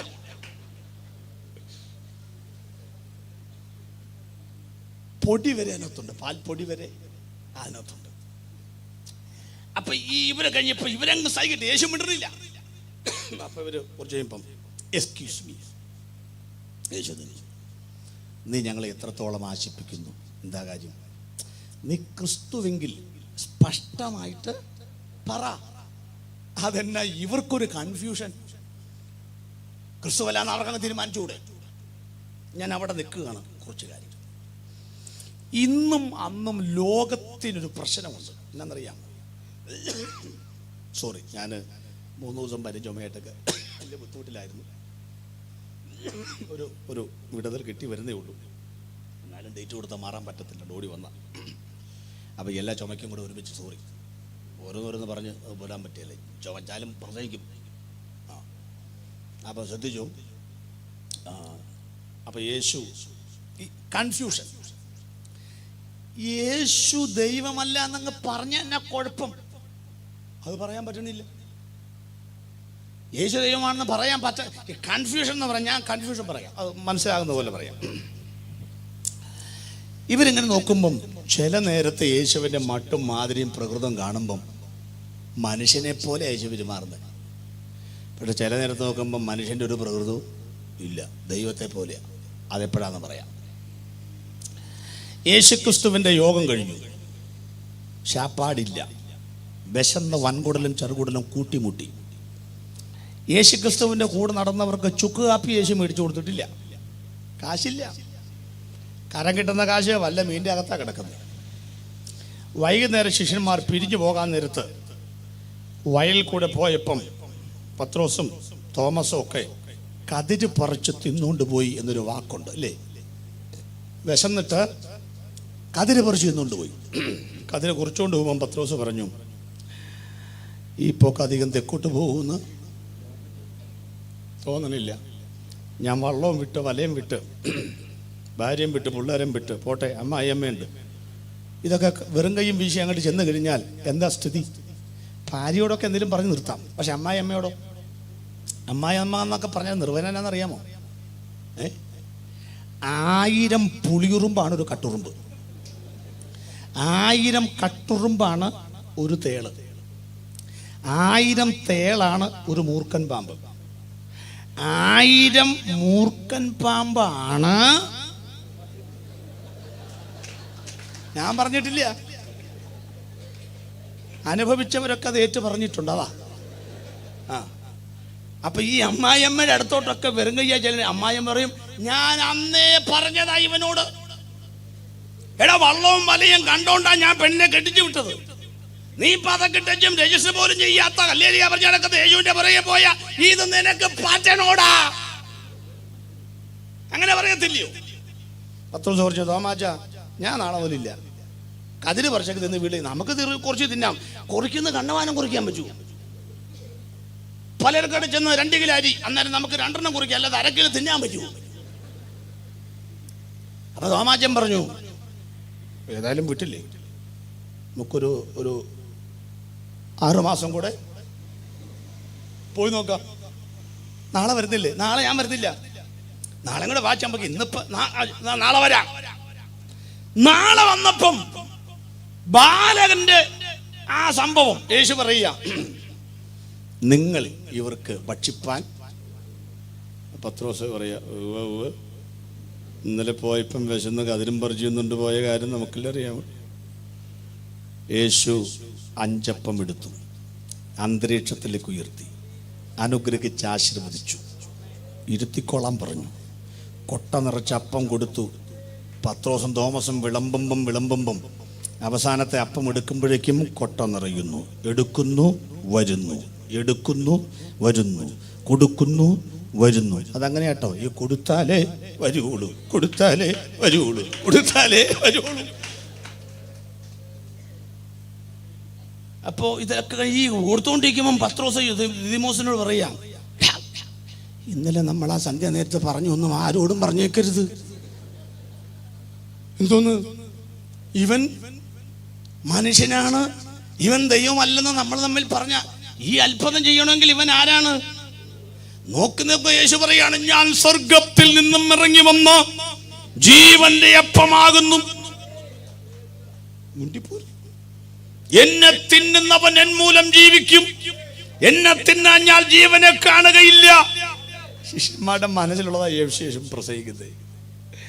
അപ്പോ കതിര് പറിച്ച് തിന്നുമ്പം യേശു, അപ്പം വർദ്ധിക്കുമ്പോൾ യേശു ക്രിസ്തു. ഇതാണ് കൺഫ്യൂഷൻ. അടുത്ത രംഗം, ശമരിയ സ്ത്രീയോട് യേശു പറഞ്ഞു, കുടിക്കാൻ കുറച്ച് വെള്ളം തരാം. ആ നിപ്പ് കണ്ടപ്പോൾ അവർ പറഞ്ഞു, ദൈവമൊന്നുമല്ല, 650 കൊല്ലം മുൻപ് ഗെരിസിമലയിൽ വെച്ച് ആരാധനാലയം പണിത് മാറിപ്പോയ സങ്കരവർഗമാണത്. ഈ പെണ്ണ് ഏതാണെന്ന് അറിയണ്ടേ, ചോദിക്കണ്ടേ? പുറജാതിക്കാരൻ്റെ കയ്യിൽ നിന്ന് അപ്പക്കഷണം വാങ്ങി തിന്നാൽ പന്നിയുടെ മാംസം തിന്നുന്നതിന് തുല്യമാണെന്ന് നമ്മുടെ പാരമ്പര്യം പറയുന്നില്ലേ? ജാതിക്കോമരങ്ങൾ ഉറഞ്ഞു തുള്ളുന്ന കാലം. സത്യം പറഞ്ഞാൽ 680 വർഷത്തിന്റെ പാരമ്പര്യത്തിന്റെ കെട്ട് പൊട്ടിച്ചത് ആരാന്നറിയാമോ? അന്നും ഇന്നും ഞങ്ങൾ പറയുന്നു, ജാതി കോമരങ്ങൾ ഉറഞ്ഞു തുള്ളുന്ന ജാതി വ്യവസ്ഥകൾ ഇല്ലാതാക്കിയ ഇവിടെ പറയുന്ന ആളുകളെക്കാളൊക്കെ മുൻപ് ഈ ജാതി വ്യവസ്ഥ ഇല്ലാതാക്കിയതും വേർപാടിന്റെ നടിച്ചുവർ ഇടിച്ചു കളഞ്ഞതും ഞങ്ങൾ പ്രസംഗിക്കുന്ന വാഴ്ത്തപ്പെട്ട കർത്താവായ യേശു ക്രിസ്തുവാണ്. എന്ന് ഞങ്ങൾ ബാനറൊന്നും അടിക്കുകയില്ലെന്ന് മാത്രമേ ഉള്ളൂ. ഞങ്ങളൊക്കെ അനുഭവിക്കുന്ന ആളുകളാണ്. തർക്കമുണ്ടെങ്കിൽ സഭയിലോട്ട് വാ. രാജ്യം ഭരിക്കുന്ന പ്രസിഡന്റ് ഞങ്ങളുടെ സഭയിൽ വന്നാലും അയാൾ പോരുന്ന വഴി മാമൂടിൽ നിരങ്ങിയിരിക്കുന്ന പിച്ചക്കാരനെ വലിച്ചെറിഞ്ഞ പിച്ചക്കാശ് മേടിക്കുന്ന പിച്ചക്കാരൻ സഭയെ വന്നാലും ഒരപ്പത്തിനെ ഞങ്ങൾ കൊടുക്കും. ഒരു പാനപാത്രത്തിലെ വെള്ളമേ വീഞ്ഞേ ഞങ്ങൾ കൊടുക്കൂ. പ്രസിഡന്റിനും മുഖ്യമന്ത്രിക്കും കസേര വേറെ ഇട്ട് കൊടുക്കലും അപ്പം ഞങ്ങൾ വേറെ മുറിക്കില്ല. ഈ ജാതി വ്യവസ്ഥകൾ ഇല്ലാതാക്കിയ സഭ എവിടാ ഞങ്ങൾക്ക് പ്രസംഗിക്കുന്ന വാഴ്ത്തപ്പെട്ട കർത്താവായ യേശു ക്രിസ്തുവിന്റെ കൂട്ടായ്മയാണത്. അപ്പൊ ഈ വെള്ളം ചോദിക്കുന്നുണ്ടപ്പോ അവര് പറഞ്ഞു, ഈ പെണ്ണ് ആരാന്നവൻ അറിയാൻ മേലെ, മനുഷ്യനാണ്. ഇങ്ങനെ നോക്കി നിൽക്കുമ്പോൾ യേശു പറയുകയാണ്, ഈ വെള്ളം കുടിക്കുന്നവനെല്ലാം ഞാൻ കൊടുക്കുന്ന വെള്ളം വെള്ളം ചോദിച്ചുകൊണ്ട് നിൽക്കുമ്പോൾ പറയുകയാണ്, ഞാൻ കൊടുക്കുന്ന വെള്ളം കുടിക്കും, ഒരു നാളും ഒറ്റ പ്രാവശ്യം കുടിച്ചാൽ ഒരു നാളും ദാഹിക്കാത്ത വെള്ളവും. യേശു കറക്റ്റ് ചെയ്യുകയാണ്, എന്നിൽ വിശ്വസിക്കുന്നവന്റെ ഉള്ളിൽ നിന്ന് തിരുവെഴുത്ത് പറയുന്ന പോലെ ജീവജലത്തിന്റെ നദികൾ ഒഴുകും. പ്രളയമൊക്കെ കഴിഞ്ഞ ദിവസം കണ്ടില്ലേ? നോക്കിക്ക്, ഇതൊക്കെ ഇങ്ങോട്ടും കർത്താവ് അങ്ങോട്ട് വ്യക്തമായിട്ട് ഇതൊക്കെ ഇതൊന്നൊക്കെ കണ്ടാലൊക്കെ ആളുകൾക്കൊന്നും പേടിയൊന്നും വരില്ലെന്നേ. പിന്നെ ജലപ്രളയമൊക്കെ വന്നപ്പോൾ ആളുകൾക്ക് കുറച്ച് കാര്യങ്ങളൊക്കെ മനസ്സിലായെന്ന് മാത്രം. പെന്തിക്കോസുകാരുടെ ഹോളി ചത്താലും കേറിയേല എന്ന് പറഞ്ഞ കുറച്ച് പേരുണ്ടായിരുന്നു. കൊരട്ടിയിലെ ഞങ്ങളുടെ സഭാഹാളിലായിരുന്നു ദുരിതാശ്വാസ ക്യാമ്പ്. ചെന്ന് വൈകിട്ട് ക്ലാസ് എടുക്കുക. അവർ പറയാ, ക്ലാസ് നിർത്തണ്ട, ആർക്കും എവിടെയും പോകണ്ട. എങ്ങോട്ട് പോവാനാ? എവിടെ പോവാനാ? ജാതിയില്ല, മതമില്ല, ഒന്നുമില്ല. എല്ലാം സഭാകാളിൽ കുത്തിയിരുന്ന് വചനം കേട്ടുകൊണ്ടിരിക്കുക. ഞങ്ങൾ ഇന്ന് ബൈബിളും കൊടുത്ത് അരിയും കൊടുത്ത് ഇപ്പോൾ ഒരുത്തൻ വാട്സാപ്പിൽ കൂടെ വിട്ടേക്കുക, എടാ ബ്രാഞ്ചിയെ ഞാൻ വീട്ടിലേക്ക് പോണില്ലടാ, ഇവിടെ ഭയങ്കര സുഖാടാ, ഞാൻ മാട്ടിറച്ചി മാത്രമേ തിന്നുണ്ടായിരുന്നല്ലോടാ, ഇവിടെ ആട്ടിറച്ചിയടാ, ഇന്നലെ 4 ലുങ്കി കിട്ടിയിടാ, ഇന്ന് 3 കൈരി കൊണ്ട് കിട്ടിയിടാ, ഒരു സങ്കടമുള്ളൂടാ, ദുരിതാശ്വാസമൊക്കെ ആകുമ്പോ അടക്കല്ലേ അടക്കല്ലേ അടക്കല്ലേ. വെള്ളം വന്നു, വെള്ളത്തെ കൊണ്ടുപോയി. ശുദ്ധമായി കിടന്ന് നല്ല വെള്ളത്തിലേക്ക് കൂടെ വെള്ളം വന്നപ്പം ഈ വെള്ളം കേടായി, ആ വെള്ളം പോവുകയും ചെയ്തു. ഇത് പിന്നെ മോട്ടർ അടിച്ച് പറ്റിച്ചു. അതാ പറഞ്ഞ, വെള്ളം വന്നു, ആ വെള്ളത്തെ കൊണ്ടുപോയി. പുഴയിലേക്ക് ഇട്ട സകല മാലിന്യങ്ങളും പുഴ എന്ത് ചെയ്തു? തിരിച്ചു തന്നിച്ചും വെള്ളം അതിൻ്റെ വഴിക്ക് പോയി. നമ്മൾ പിന്നെ JCB കൊണ്ട് തോന്നി എടുത്ത് വീണ്ടും അതിനകത്തോട്ടിട്ടു. പുഴയുടെ തീരത്തൊക്കെ എന്നാ ഡിമാൻഡായിരുന്നു ആളുകൾക്ക്. ആലുവ പുഴയുടെ തീരത്തൊരു പരസ്യം വന്നു കഴിഞ്ഞ ദിവസം, വെള്ളപ്പൊക്കത്തിന് ശേഷം. ആലുവ പുഴയുടെ തീരത്ത് 10 സെന്റ് 2 നില വാർക്ക വീട് വിൽപ്പനയ്ക്ക്, ബ്രാക്കറ്റിൽ വില, ഇഷ്ടമുള്ളത് തന്നാ മതിയെന്ന്. ഈ ലംബോർഗിനി എന്ന് പറഞ്ഞൊരു വാഹനം ഞാൻ ജലപ്രളയ സമയത്താണ് കേട്ടത്. ഒരു സ്ത്രീ കിടന്നുകൊണ്ട് പറഞ്ഞു, ലംബോർഗിനി വരാൻ വഴിയില്ല, ലംബോർഗിനി വരാൻ വഴിയില്ല. ഏത് ലംബോർഗിനി? ആ പുള്ളിക്കാരത്തേക്ക് ഹെലികോപ്റ്റർ മേടിക്കാൻ കാശുണ്ടോ? അപ്പൊ ലംബോർഗിനിയും ഹെലികോപ്റ്റർ മേടിക്കാൻ കാശുള്ള പുള്ളിക്കാരത്തി ചെരുവത്തിനകത്താണ് കയറിപ്പോയത്. ചെരുവം മേടിക്കാൻ കാശില്ലാത്തവൻ ഹെലികോപ്റ്ററിലാണ് ട്രിവാൻഡ്രത്തേക്ക് പോയത്. അവൻ ഹെലികോപ്റ്ററിൽ പോയതല്ല, അവിടെ കയറുന്നപ്പോ ഹെലികോപ്റ്ററിന്റെ വീടിന് മേളിക്കിടെ പോണാണ്ടിപ്പം ഒരു ചാച്ച കൊടുത്താണ്. അവര് വിചാരിച്ചു ദുരിതാശ്വാസ ക്യാമ്പിൽ നിന്ന് കൈ പൊക്കുന്നാന്ന് കരുതി അവരിറങ്ങി വന്ന കൈ ഓടകോടിപ്പടിക്കകത്ത് കെട്ടിട്ട് തിരുവനന്തപുരത്ത് കൊണ്ടുതാക്കിന്ന്. ഇതൊക്കെ കാണുമ്പോഴെങ്കിലും മനുഷ്യന് മനസ്സിലാക്കണ്ടേ, ഇതൊക്കെ ഓരോ മുന്നറിയിപ്പാണ് കേട്ടോ. യേശു പറയാ, ഈ വെള്ളമൊക്കെ നിങ്ങൾ കാണുമ്പോൾ മനസ്സിലാക്കണം, യേശു നൽകുന്നൊരു വെള്ളമുണ്ട്. ഈ ലോകത്തിലെ സകല വെള്ളങ്ങളും കൂലം കുത്തി കലങ്ങി മറിഞ്ഞു വന്നാലും സ്വസ്ഥമായി കിടക്കുന്ന ഒരു നിത്യതയുണ്ട്, ഒരു രാജ്യമുണ്ട്. ഇത് ഇളകുന്ന രാജ്യമാണ്, ഇളകാത്തൊരു രാജ്യമുണ്ട്. അപ്പൊ അവര് പറഞ്ഞു, ഒരു ഭയങ്കര സംഭവമാണല്ലോ. അടുത്ത കൺഫ്യൂഷൻ. യേശു പടകിൽ കയറി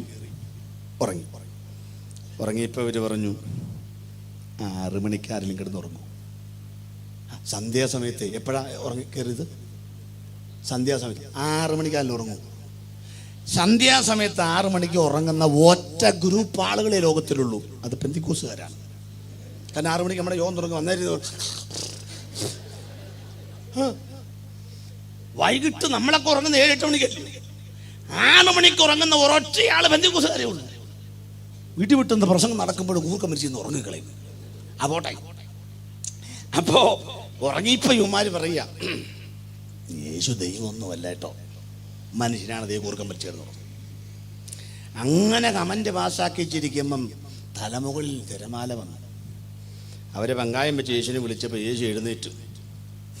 നിങ്ങൾ കണ്ടോണം വെള്ളത്തോട് എന്നതാണ് ചോദിച്ചപ്പോൾ ഞാൻ ആ പ്രാന്തൻ്റെ നിലവിളി കേട്ടപ്പോൾ അവിടെ ചെന്ന് അവൻ്റെ കെട്ടുപൊട്ടിച്ചിട്ട് പെട്ടെന്ന് തിരിച്ചു വന്ന് ഉറങ്ങാൻ വേണ്ടി പോവല്ലേ. നിങ്ങൾക്ക് ഞാൻ ഉറങ്ങുമ്പം അമ്മ തൊട്ടിലിങ്ങനെ ആട്ടുന്ന പോലെ പതിയെ ഒന്ന് ഓളം വെട്ടി എന്നാ കുഴപ്പം? അമരുക. പ്രപഞ്ച ശക്തികളോട് വർത്തമാനം പറയുന്ന പോലെ യേശുക്രിസ്തു വർത്താനം വന്നപ്പോൾ അവർ പറയാം, മിണ്ടണ്ടാട്ടോ, നമ്മൾ ആദ്യം പറഞ്ഞ കാര്യത്തിൽ മിണ്ടണ്ടാട്ടോ, ഇവൻ യേശുവല്ലെന്ന് കടലിനോടും കാറ്റിനോടും അമരുക എന്ന് പറയാൻ കഴിയുമെങ്കിൽ ഇവൻ ദൈവമല്ലേ? കൺഫ്യൂഷൻ. എന്റെ മകനെ, ഒന്നുകിൽ നീ യേശു ദൈവമല്ലെന്ന് പറഞ്ഞ് അന്തസ്സായി നരകത്തിലേക്ക് പോ, ഇല്ലെങ്കിൽ തന്റെ ഇടത്തോടെ നെഞ്ചിൽ കൈവച്ചിന്ന് രാത്രി യേശു എന്റെ ദൈവമാണെന്ന് പറഞ്ഞു അവനൊരുക്കുന്ന രാജ്യത്തിലേക്ക് വാ. യേശു ക്രിസ്തു ദൈവമല്ലേ എന്ന് ചോദിക്കുമ്പം എന്റെ സമയമാകുക. യേശു ക്രിസ്തുവിന് ഞാൻ യേശു ദൈവമല്ലേ എന്ന് ചോദിക്കുമ്പം അതെ ഞാൻ കർത്താവാണ് എന്ന് പറഞ്ഞാൽ എന്നാ കുഴപ്പം? എന്നെ ഈ പറയാത്തതിൻ്റെ കാര്യമല്ല. യേശുവിന് എന്നാ പറഞ്ഞാൽ എന്നാ കുഴപ്പം? എന്നോട് ചോദിക്കുകയാണ്, നിങ്ങൾ ജോയി പാറക്കിലാണോ? ഞാൻ ജോയി പാറക്കിലാണോ എന്ന് അവിടെ ആ പോസ്റ്ററിനകത്ത് നിങ്ങൾ വായിച്ചു നോക്കിയില്ലേ? അങ്ങനെ ചോദിക്കേണ്ട കാര്യമുണ്ടോ? പറഞ്ഞാൽ എന്നാ കുഴപ്പം? യേശു പറയുകയില്ല. യേശു എന്നതാണ് പറയാത്തതെന്നറിയാമോ? അത് ഞാൻ വിശദീകരിക്കാം. യേശുവിനോട് ഒരിക്കൽ ഈ ഗദസമനെ വെച്ച ആള് പറഞ്ഞു, ആരാ യേശു? വാളുണ്ട്, വടിയുണ്ട്, എല്ലാം ഉണ്ട്. ആ യേശു ആരാ? അവിടെ നിൽപ്പുണ്ട്. പക്ഷെ ചോദിച്ചു, എല്ലാവരും കണ്ട ഒരുപോലെ ഇരിക്കില്ല, യേശു ക്രിസ്തു ആരാ? അപ്പൊ യേശു ക്രിസ്തു പറഞ്ഞു, നിങ്ങൾക്ക് ആരെയാ വേണ്ടേ?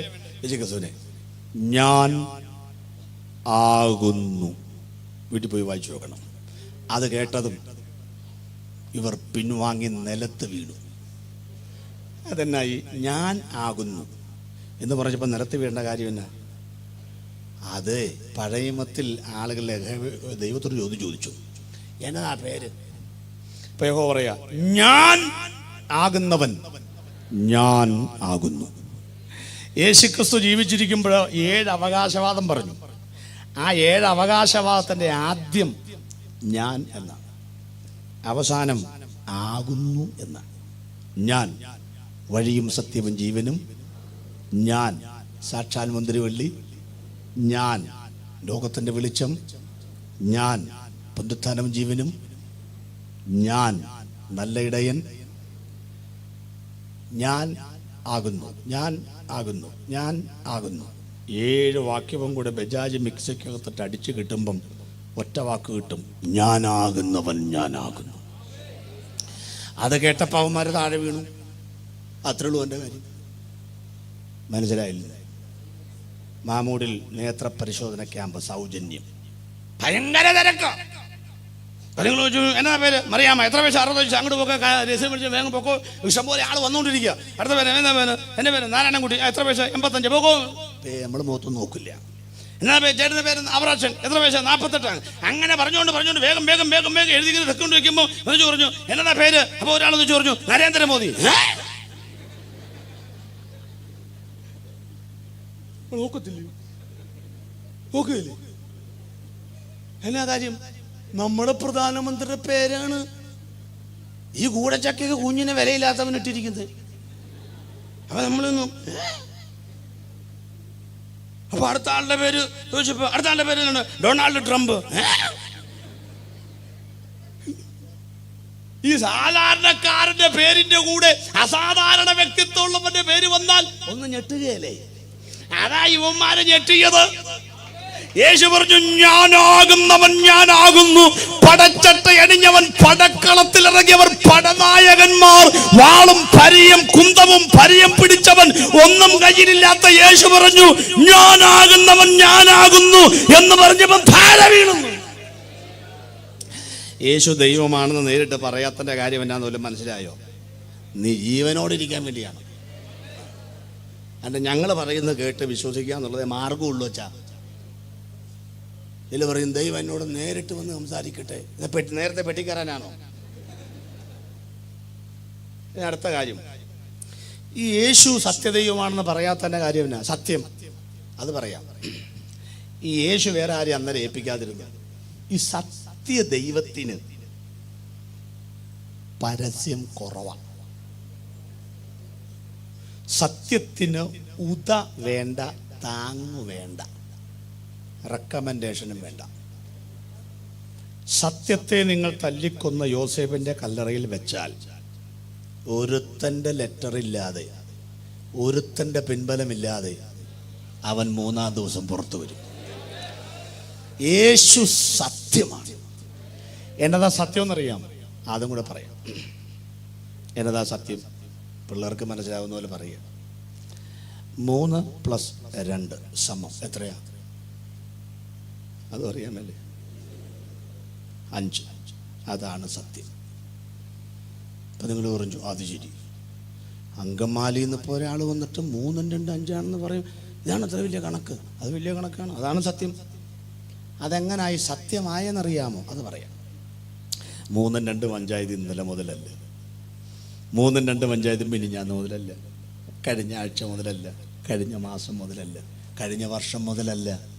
3 + 2 = 5 എന്ന കണക്ക് മാഷ എഴുതിയപ്പോഴല്ല 3 × 2 = 5.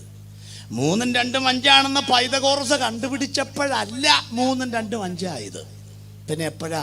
3 × 2 = 5 കൊണ്ടാണ് പൈതഗോറസ് കണ്ടുപിടിച്ചത്. 3 × 2 = 5 കൊണ്ടാണ് കടക്ക് മാഷ കുട്ടി പത്രം കിട്ടിയത്. 3 × 2 = 5 കൊണ്ടാണ് നമ്മളെല്ലാം പറഞ്ഞുകൊണ്ട് കിടക്കുന്നത്. അതാ സത്യം. ഇനി നാളെ 3 × 2 മാറാവോ? ആവില്ല. 18 ലക്ഷം കോടി രൂപ ഒറ്റ രാത്രി കൊണ്ട് ഇവിടുത്തെ ഊർജിത പട്ടേൽ പോലും അറിയാതെ സംഗതിയൊക്കെ മാറ്റി വിപ്ലവം സൃഷ്ടിച്ച് കളിഞ്ഞില്ലേ നമ്മുടെ ആളുകൾ? അപ്പൊ പറയാണ് ഞാൻ പുതിയ പരിഷ്കാരം കൊണ്ടുവരുന്നു. ഇത്രയും നാളും 3 × 2 = 5, നാളെ മുതൽ 3 × 2 6 പള്ളി പോയി പറഞ്ഞാൽ മതി, നടക്കില്ല. സാമ്പത്തിക വിദഗ്ധനായ നമ്മുടെ മുൻ പ്രധാനമന്ത്രി ഡോക്ടർ മൻമോഹൻ സിംഗ് വന്നിട്ട് പറയാണ് ഞാൻ പരിഷ്കാരം കൊണ്ടുവരുന്നു, 3 × 2 7 നടക്കില്ല. ബാലരമയിലെ ലുട്ടാപ്പിൻ ഡാഗിനിയും കൂടെ ഒരുമിച്ച് വന്നിട്ട് പറയുകയാണ് 3 × 2 8 നടക്കില്ല. ഇവിടെ ആര് പറഞ്ഞാലും പറഞ്ഞില്ലെങ്കിലും 3 × 2 വേറെ ഒന്നും ആകാൻ പറ്റില്ല. 3 × 2 നാളെയും 5 നാളെ കഴിഞ്ഞും 5 അടുത്ത മാസം 5 അടുത്ത വർഷം 5 പഠിപ്പിച്ച സാറിയെത്താലും 5. അതാണ് ഈ സത്യം എന്ന് പറഞ്ഞ സാധനം. യേശു സത്യം. എന്നാ കാര്യം? ഇന്നലെ മുതൽ സത്യമായതല്ല, മിനിഞ്ഞാന്ന് സത്യമായതല്ല, കഴിഞ്ഞ മാസം മുതലല്ല യേശു സത്യമായത്, കഴിഞ്ഞ വർഷം മുതലല്ല. ബെന്നിഹിൻ യേശുവിനെ പ്രസംഗിക്കുന്നതുകൊണ്ടല്ല യേശു സത്യമായത്, കുറെ ക്രിസ്ത്യാനികൾ ലോകത്തിൽ ജീവിക്കുന്നുണ്ടല്ല യേശു സത്യമായത്. യേശു സത്യമായത് കൊണ്ടാണ് ഞങ്ങൾ യേശുവിനെ വിശ്വസിക്കുന്നത്, ബെന്നിഹിൻ യേശുവിനെ പ്രസംഗിക്കുന്നത്, ഞങ്ങൾ യേശുവിനെ പ്രസംഗിക്കുന്നത്. നാളെ യേശു സത്യമായിരിക്കും, നാളെ കഴിഞ്ഞ് യേശു സത്യമായിരിക്കും, അടുത്ത വർഷം യേശു സത്യമായിരിക്കും.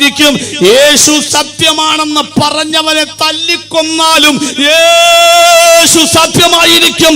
കാലഘട്ടത്തിലെ ഗതിഭേദത്താൽ ആച്ഛാദനമില്ലാത്ത ഒരു നിർമ്മലമായ വസ്തുതയാണ് സത്യമെങ്കിൽ ആ സത്യമാണ് ഞങ്ങൾ പ്രസംഗിക്കുന്ന ക്രിസ്തു. Price the Lord.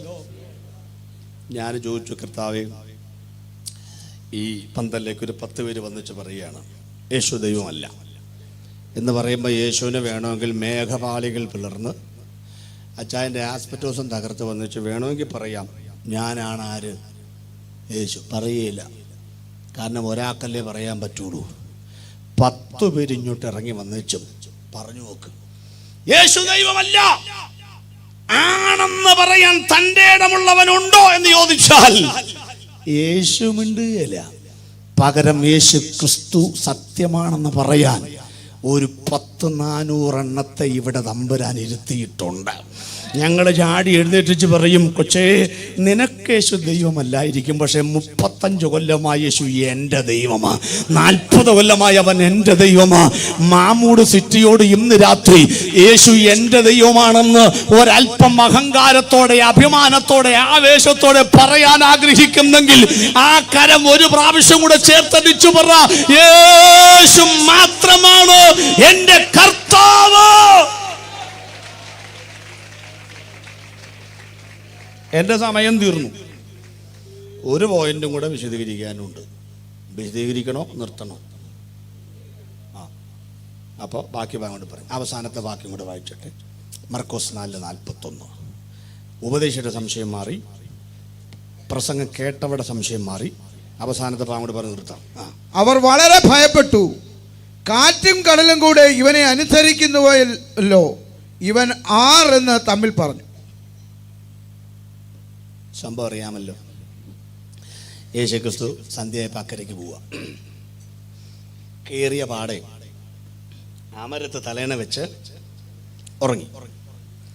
അവിടെ ഒരു ചിന്ത, യേശു ഉറങ്ങിയതല്ല കേട്ടോ.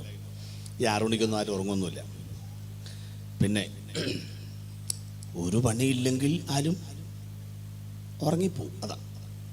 അതുകൊണ്ട് യേശു ഉറങ്ങിയതൊന്നുമല്ല, യേശുവിനെ ഉറക്കിയതാണ്. എങ്ങനെ യേശുവിനെ ഉറക്കാം എന്നും കൂടെ പഠിപ്പിച്ചു തരാം. നാളെ പോലെ ഉറക്കണമെന്ന് തോന്നിക്കാൻ ഉറക്കാമല്ലോ.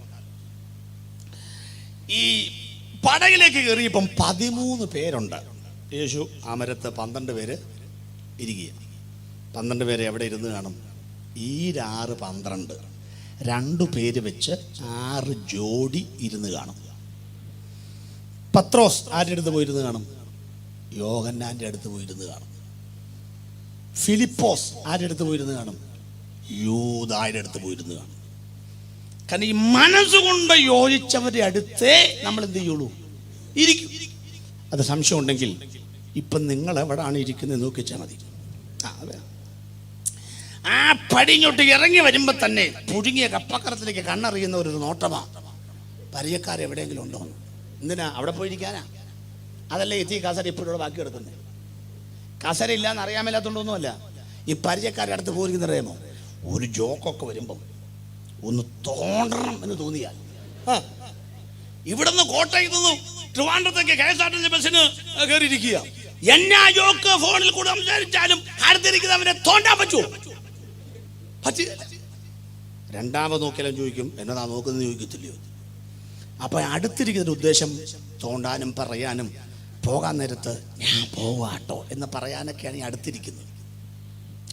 അങ്ങനെ ഇരിക്കുമ്പോൾ യേശുക്രിസ്തു കയറിയിരുന്നുവെച്ചും ഈ ഒന്നാമത്തെ ജോഡി പത്രോസ് യോഹന്നാൻ അവരുടെ മുഖത്തേക്ക് നോക്കി. പത്രോസ്, യോഹന്നാനെ എന്തോ തകർത്തുട്ടോ? നമ്മുടെ യേശു ആ അപ്പൊക്കെ എടുത്തങ്ങ് വിളമ്പിക്കഴിഞ്ഞപ്പോണ്ടല്ലോ, ഞാൻ ഉറപ്പിച്ചു ഇവൻ മുതുകാടിനെ വെല്ലും. യോഹന്നാൻ എങ്ങനെ കുന്തം പിഴുങ്ങിയിരിക്കുന്നു. എന്താണ് നോക്കുന്നത്?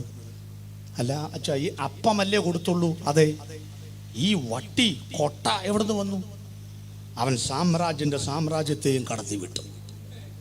അപ്പൊ ഈ പത്രോസ് യോഹന്നാനും കൂടെ യേശുവിനെ കുറിച്ചാണ് പറയുന്നത്, യേശുവിനോട് ഒന്നും പറയുന്നില്ല. മനസ്സിലാവുന്നുണ്ടല്ലോ അല്ലേ? അപ്പോ അടുത്തത് യൂദയും ഫിലിപ്പോസും. ഫിലിപ്പോസ് കാൽക്കുലേറ്ററിൽ നോക്കിച്ചവരെയാണ്. 200 വേണം, 5 അപ്പം. ഇത് ഇങ്ങനെ മൊത്തം കൊടുക്കുന്നതിനേക്കാൾ നല്ലത് അത് കുറച്ചൊക്കെ കൊടുത്തിട്ട് ബാക്കി വിറ്റ്.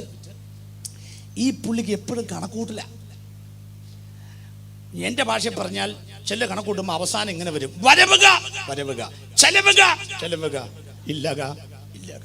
അതാണ് നമ്മുടെ യോഗം പോലും നടത്താത്തത്. ഞാൻ പറഞ്ഞ കമ്മറ്റിയിലെ യോൻ സെക്രട്ടറിയിലും ഒന്നുമില്ല. കാരണം ഈ വരവുക ചെലവുക ഇല്ലക എന്നോ പുള്ളിക്ക് അങ്ങനെ ഇല്ലാത്തതുകൊണ്ട് സംഗതി നടക്കുന്നത്. സ്വത്രം. അപ്പൊ യൂതയുടെ കാര്യം ഞാൻ പറയുന്നില്ല, കാരണം നമുക്കറിയാമല്ലോ യൂതയുടെ കാര്യം. പണ്ടൊരു അപ്പച്ചൻ പറഞ്ഞല്ലോ, 4 പിള്ളേരാ, എന്നിട്ട് ഒരെണ്ണം ഗുണമില്ലെന്ന്. മൂത്തവൻ സെൻട്രൽ ജയിലില്ല, അവൻ ഇറങ്ങി വരികയിലടത്തുന്നു. രണ്ടാമത്തവന് വട്ട് പിടിച്ചവൻ ചെറുപ്പത്തിൽ നാട് വിട്ടതാണ്, ഇതുവരെ വന്നിട്ടില്ല. മൂന്നാമത്തവൻ ഈ ഇടയാണ് ക്രിമിനലായിട്ട് പിടിച്ച പോലീസ് റിമാൻഡിൽ കഴിയുകയാണ്. പിന്നെ 4മത്തവനാണ് ഒരല്പം ഭേദമുള്ളത്, അവനാണ് കഴിഞ്ഞ ആഴ്ച പെരക്ക് തീയിട്ടത്. അപ്പോ ഈ യൂദയുടെ കാര്യം അങ്ങനെ പറയുകയായിരിക്കും നല്ലത്. യൂദ എങ്ങാനും ഇന്ന് പെന്തിക്കോസിൽ ജീവിച്ചിരുന്നെങ്കിൽ നമുക്ക് ഈ സ്വോത്രക്കാഴ്ച ഇല്ലാത്ത ഒറ്റ സ്ഥലമുള്ളൂ. മരണ ശവസംസ്കാര ചടങ്ങിലാണ് സ്വോത്രക്കാഴ്ച ഇല്ലാത്തത്. ഈ പുള്ളി ഉണ്ടായിരുന്നെങ്കിൽ പുള്ളി പറഞ്ഞേനെ, സമയമാം രഥത്തിൽ പാടുമ്പോൾ ഈ അച്ചായന് ഒരു അന്ത്യചുംബനം നൽകുകയും ഒരു കനത്ത സ്തോത്രക്കാഴ്ചയിട്ട് അച്ചായനുള്ള ആദരസൂചകമായി ഈ വഴിയായി പോവുകയും ചെയ്യാമെന്ന് പുള്ളി പറഞ്ഞേനെ. സ്തോത്രക്കാഴ്ചയും കിട്ടിയേനെ. അവസാന സ്തോത്രക്കാഴ്ചയല്ലേ. നാട്ടുകാരിടും ഇയാൾ എടുത്തോണ്ടു. അതാ പുള്ളിയുടെ പണി.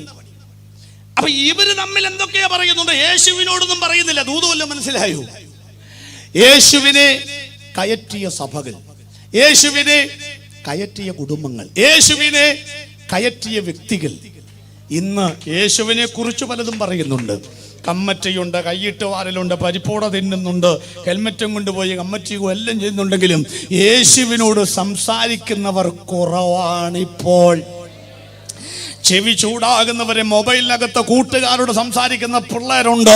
എല്ലാവരോടുമായി അപ്പീലിനിടയില്ലാത്തൊരു വാചകം പറയുകയാണ്: ജന്മം തന്ന നിന്റെ പടക മുന്നോട്ട് നയിക്കുന്ന യേശുവിനോട് സംസാരിക്കാതെ നീ മുഴുവൻ സമയം നാട്ടുകാരുടെ കാതെ ഇടപെട്ട് കറങ്ങി കഴിഞ്ഞാൽ നിന്റെ പടക ഏറെ തെക്കോട്ട് പോകത്തില്ലെന്ന് ഇന്ന് രാത്രി ഉറപ്പിച്ചു വെച്ചു. ഈശാനമൂലൻ കാറ്റ് വരുന്നുണ്ടെന്ന്, നിന്റെ പടകിനെ കീഴ്മേൽ മറിക്കുന്ന പ്രശ്നം വരുന്നുണ്ടെന്ന്. അതുകൊണ്ട് യേശുവിനെ ഉറക്കിയവർ എഴുന്നേൽപ്പിക്കണം. ഈ ദിവസങ്ങൾ ക്ഷമാപണം ചെയ്യണം. അവരോട് സംസാരിക്കാത്തവർ അവരെ ഉണർത്തണം. തിരമാല വന്നു, ആഞ്ഞു പിടിച്ചിട്ടും പടക് നിയന്ത്രണ വിധേയമാകുന്നില്ല. മുങ്ങുമെന്ന് ഉറപ്പായപ്പോൾ പരിശുദ്ധാത്മാവ് ഇടപെട്ടു പറഞ്ഞു: പത്രോസ്, കൈക്കരുത്ത് കൊണ്ടും മസിൽ പവർ കൊണ്ടും നിന്റെ പങ്കായം തിരിച്ചെത്തിക്കാമെന്ന് വിചാരിക്കണ്ട. പങ്കായം താഴെ വൈ, വിളിക്കേണ്ടവനെ വിളിക്കാൻ പറഞ്ഞു. പങ്കായം താഴെ വെച്ച് 12 പേരും കൂടെ ആ പടകിനകത്ത് ഒറ്റ വിളി: യേശുവേ, ഞങ്ങൾ നശിച്ചു പോകുന്നത് നിനക്ക് വിചാരമില്ലയോ? അവിടെയാണ് യേശു കർത്താവായി വരുന്നത്. യേശുവേ വെറും യേശു. പക്ഷെ നശിച്ചു പോകുന്നതിൽ നിന്ന് വിടുവിക്കണമെങ്കിൽ അവൻ കർത്താവായി വെളിപ്പെടണം. യേശു എഴുന്നേറ്റു. നിങ്ങൾ മനസ്സിലാക്കണം, ഉറങ്ങുന്ന യേശുവിനെ ഉണർത്താൻ ഏറ്റവും നല്ല സൗണ്ട് ഏതെന്നറിയാമോ? ജോളി സൗണ്ട് അല്ല, നല്ല സൗണ്ട്. ദൈവം അനുഗ്രഹിക്കട്ടെ. പക്ഷേ പെരുവെള്ളത്തിന്റെ ഇരച്ചിൽ പോലെ ശബ്ദമുള്ള ദൈവത്തെ വിളിക്കാൻ പെരുവെള്ളത്തിന്റെ ശബ്ദമായി ഏറ്റവും സ്യൂട്ടബിൾ. പക്ഷെ ആ ശബ്ദം ആർത്തലച്ചിട്ടും യേശു എഴുന്നേറ്റില്ല. പകരം പെരുവെള്ളത്തിന്റെ ശബ്ദത്തിന് അയൽപ്പക്കത്തെത്തുകയില്ലാത്ത ശബ്ദമാണ് ശിഷ്യന്മാരുടെ ശബ്ദം. പക്ഷെ ചാകുന്നതിന് മുൻപ് പ്രാർത്ഥിച്ച പാഷ പറഞ്ഞു: ആത്മഹത്യ ചെയ്യുന്നതിന് മുൻപ്, നീ കെട്ടിത്തൂങ്ങി ചാകുന്നതിന് മുൻപ്, നീ കഴുക്കോലിൽ കയറ് കുരുക്കം മുറുക്കുന്നതിന് മുൻപ്, നശിച്ചു പോകുന്നതിന് മുൻപ് രക്ഷിപ്പാൻ കഴിയുന്ന ഒരു ദൈവത്തെ ഇന്ന് രാത്രി ഞങ്ങൾ പരിചയപ്പെടുത്തുകയാ. നിന്റെ വീട്ടിനകത്തുണ്ട്, മാമൂട്ടിൽ അവൻ വന്നിട്ടുണ്ട്. നിന്റെ കുടുംബത്തിനകത്ത് അവൻ വരാൻ താല്പര്യപ്പെട്ടിരിക്കുന്നുണ്ട്. ഇന്ന് രാത്രി ചാകുന്നതിന് മുൻപ്, പനാമർ കുപ്പിയെടുത്ത് ഫ്യൂറൽ കുപ്പിയെടുത്ത് കയ്യിൽ പിടിക്കുന്നതിന് മുൻപ്, കുഞ്ഞുങ്ങൾക്ക് വിഷം കൊടുക്കുന്നതിന് മുൻപ്, ഫാനിൽ കയറ് കെട്ടുന്നതിന് മുൻപ്, സാരിത്തുമ്പ് തൂക്കുന്നതിന് മുൻപ് വിളിക്കേണ്ട ദൈവത്തെ, യേശുവിന്റെ ദൈവത്വത്തെ ഇന്ന് രാത്രിയിൽ നീ ഹൃദയത്തിലേക്ക് വിളിക്കുന്നെങ്കിൽ, എന്റെ യേശു അന്ന് പടകിൽ എഴുന്നേറ്റെങ്കിൽ ഇന്ന് രാത്രി യേശു നിന്റെ കുടുംബത്തിൽ എഴുന്നേൽക്കും, നിന്റെ വീട്ടിൽ എഴുന്നേൽക്കും, നിന്റെ ശരീരത്തിൽ എഴുന്നേൽക്കും. 6 മാസത്തിനപ്പുറത്ത് നീ ജീവിക്കത്തില്ലെന്ന് വിധി എഴുതിയ മാരകമായ രോഗങ്ങൾ ഇന്ന് രാത്രി നീ യേശു കർത്താവാണെന്ന് ഒരൊറ്റ വാക്ക് പറഞ്ഞാൽ മതി. മരണത്തിന്റെ മണമുള്ള കരിമ്പടത്തിന്റെ പുതപ്പ് ഇന്ന് രാത്രി നിനക്ക് സൗഖ്യമാകുവാൻ മനസ്സുണ്ടോ എന്ന് ചോദിച്ചവൻ കാറ്റിൽ പറത്തും.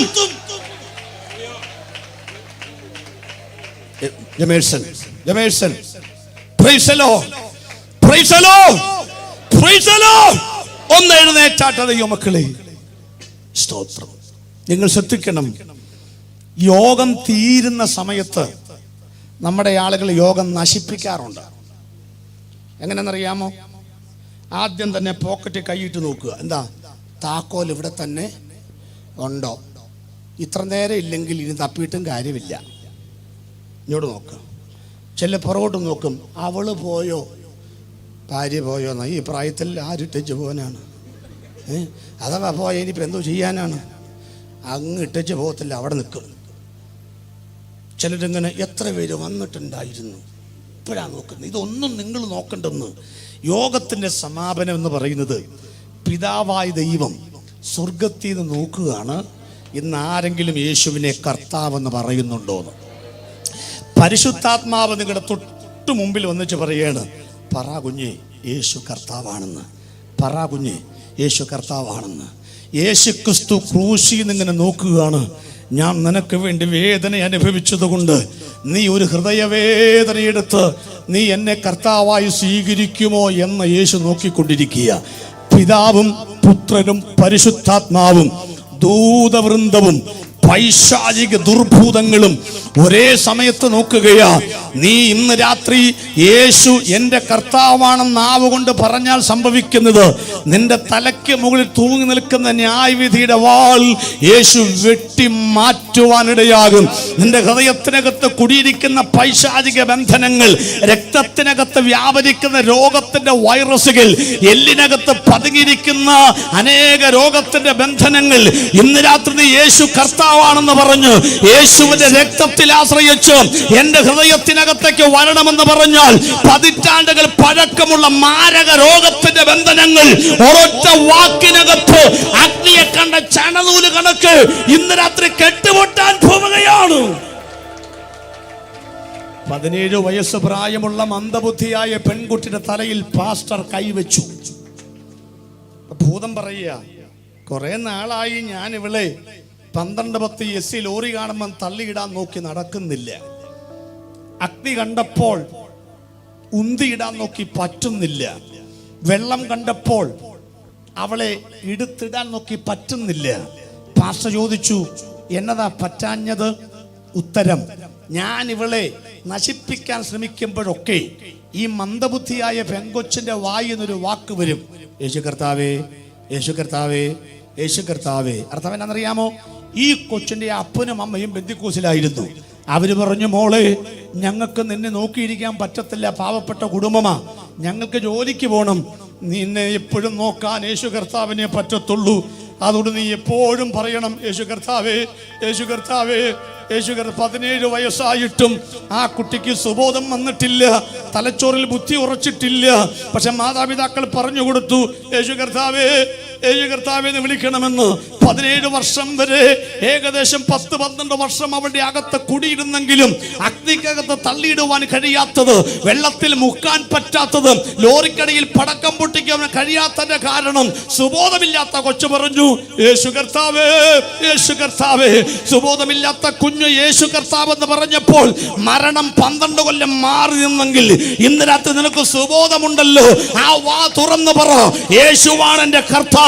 നിന്റെ തലയ്ക്ക് മുകളിൽ വില പറയുന്ന ശക്തികൾ, ഇന്ന് രാത്രിയിൽ നിന്റെ രോഗത്തിന്റെ വില പറയുന്ന ശക്തികൾ, പൈശാചിക ബന്ധനങ്ങൾ, ദുർഭൂതത്തിന്റെ വ്യാപാരങ്ങൾ, അന്ധകാരത്തിന്റെ അധിപതികൾ, കുടിയിരിപ്പിന്റെ ശക്തികൾ ഇന്ന് രാത്രി യേശു ക്രിസ്തുവിന്റെ നാമത്തിൽ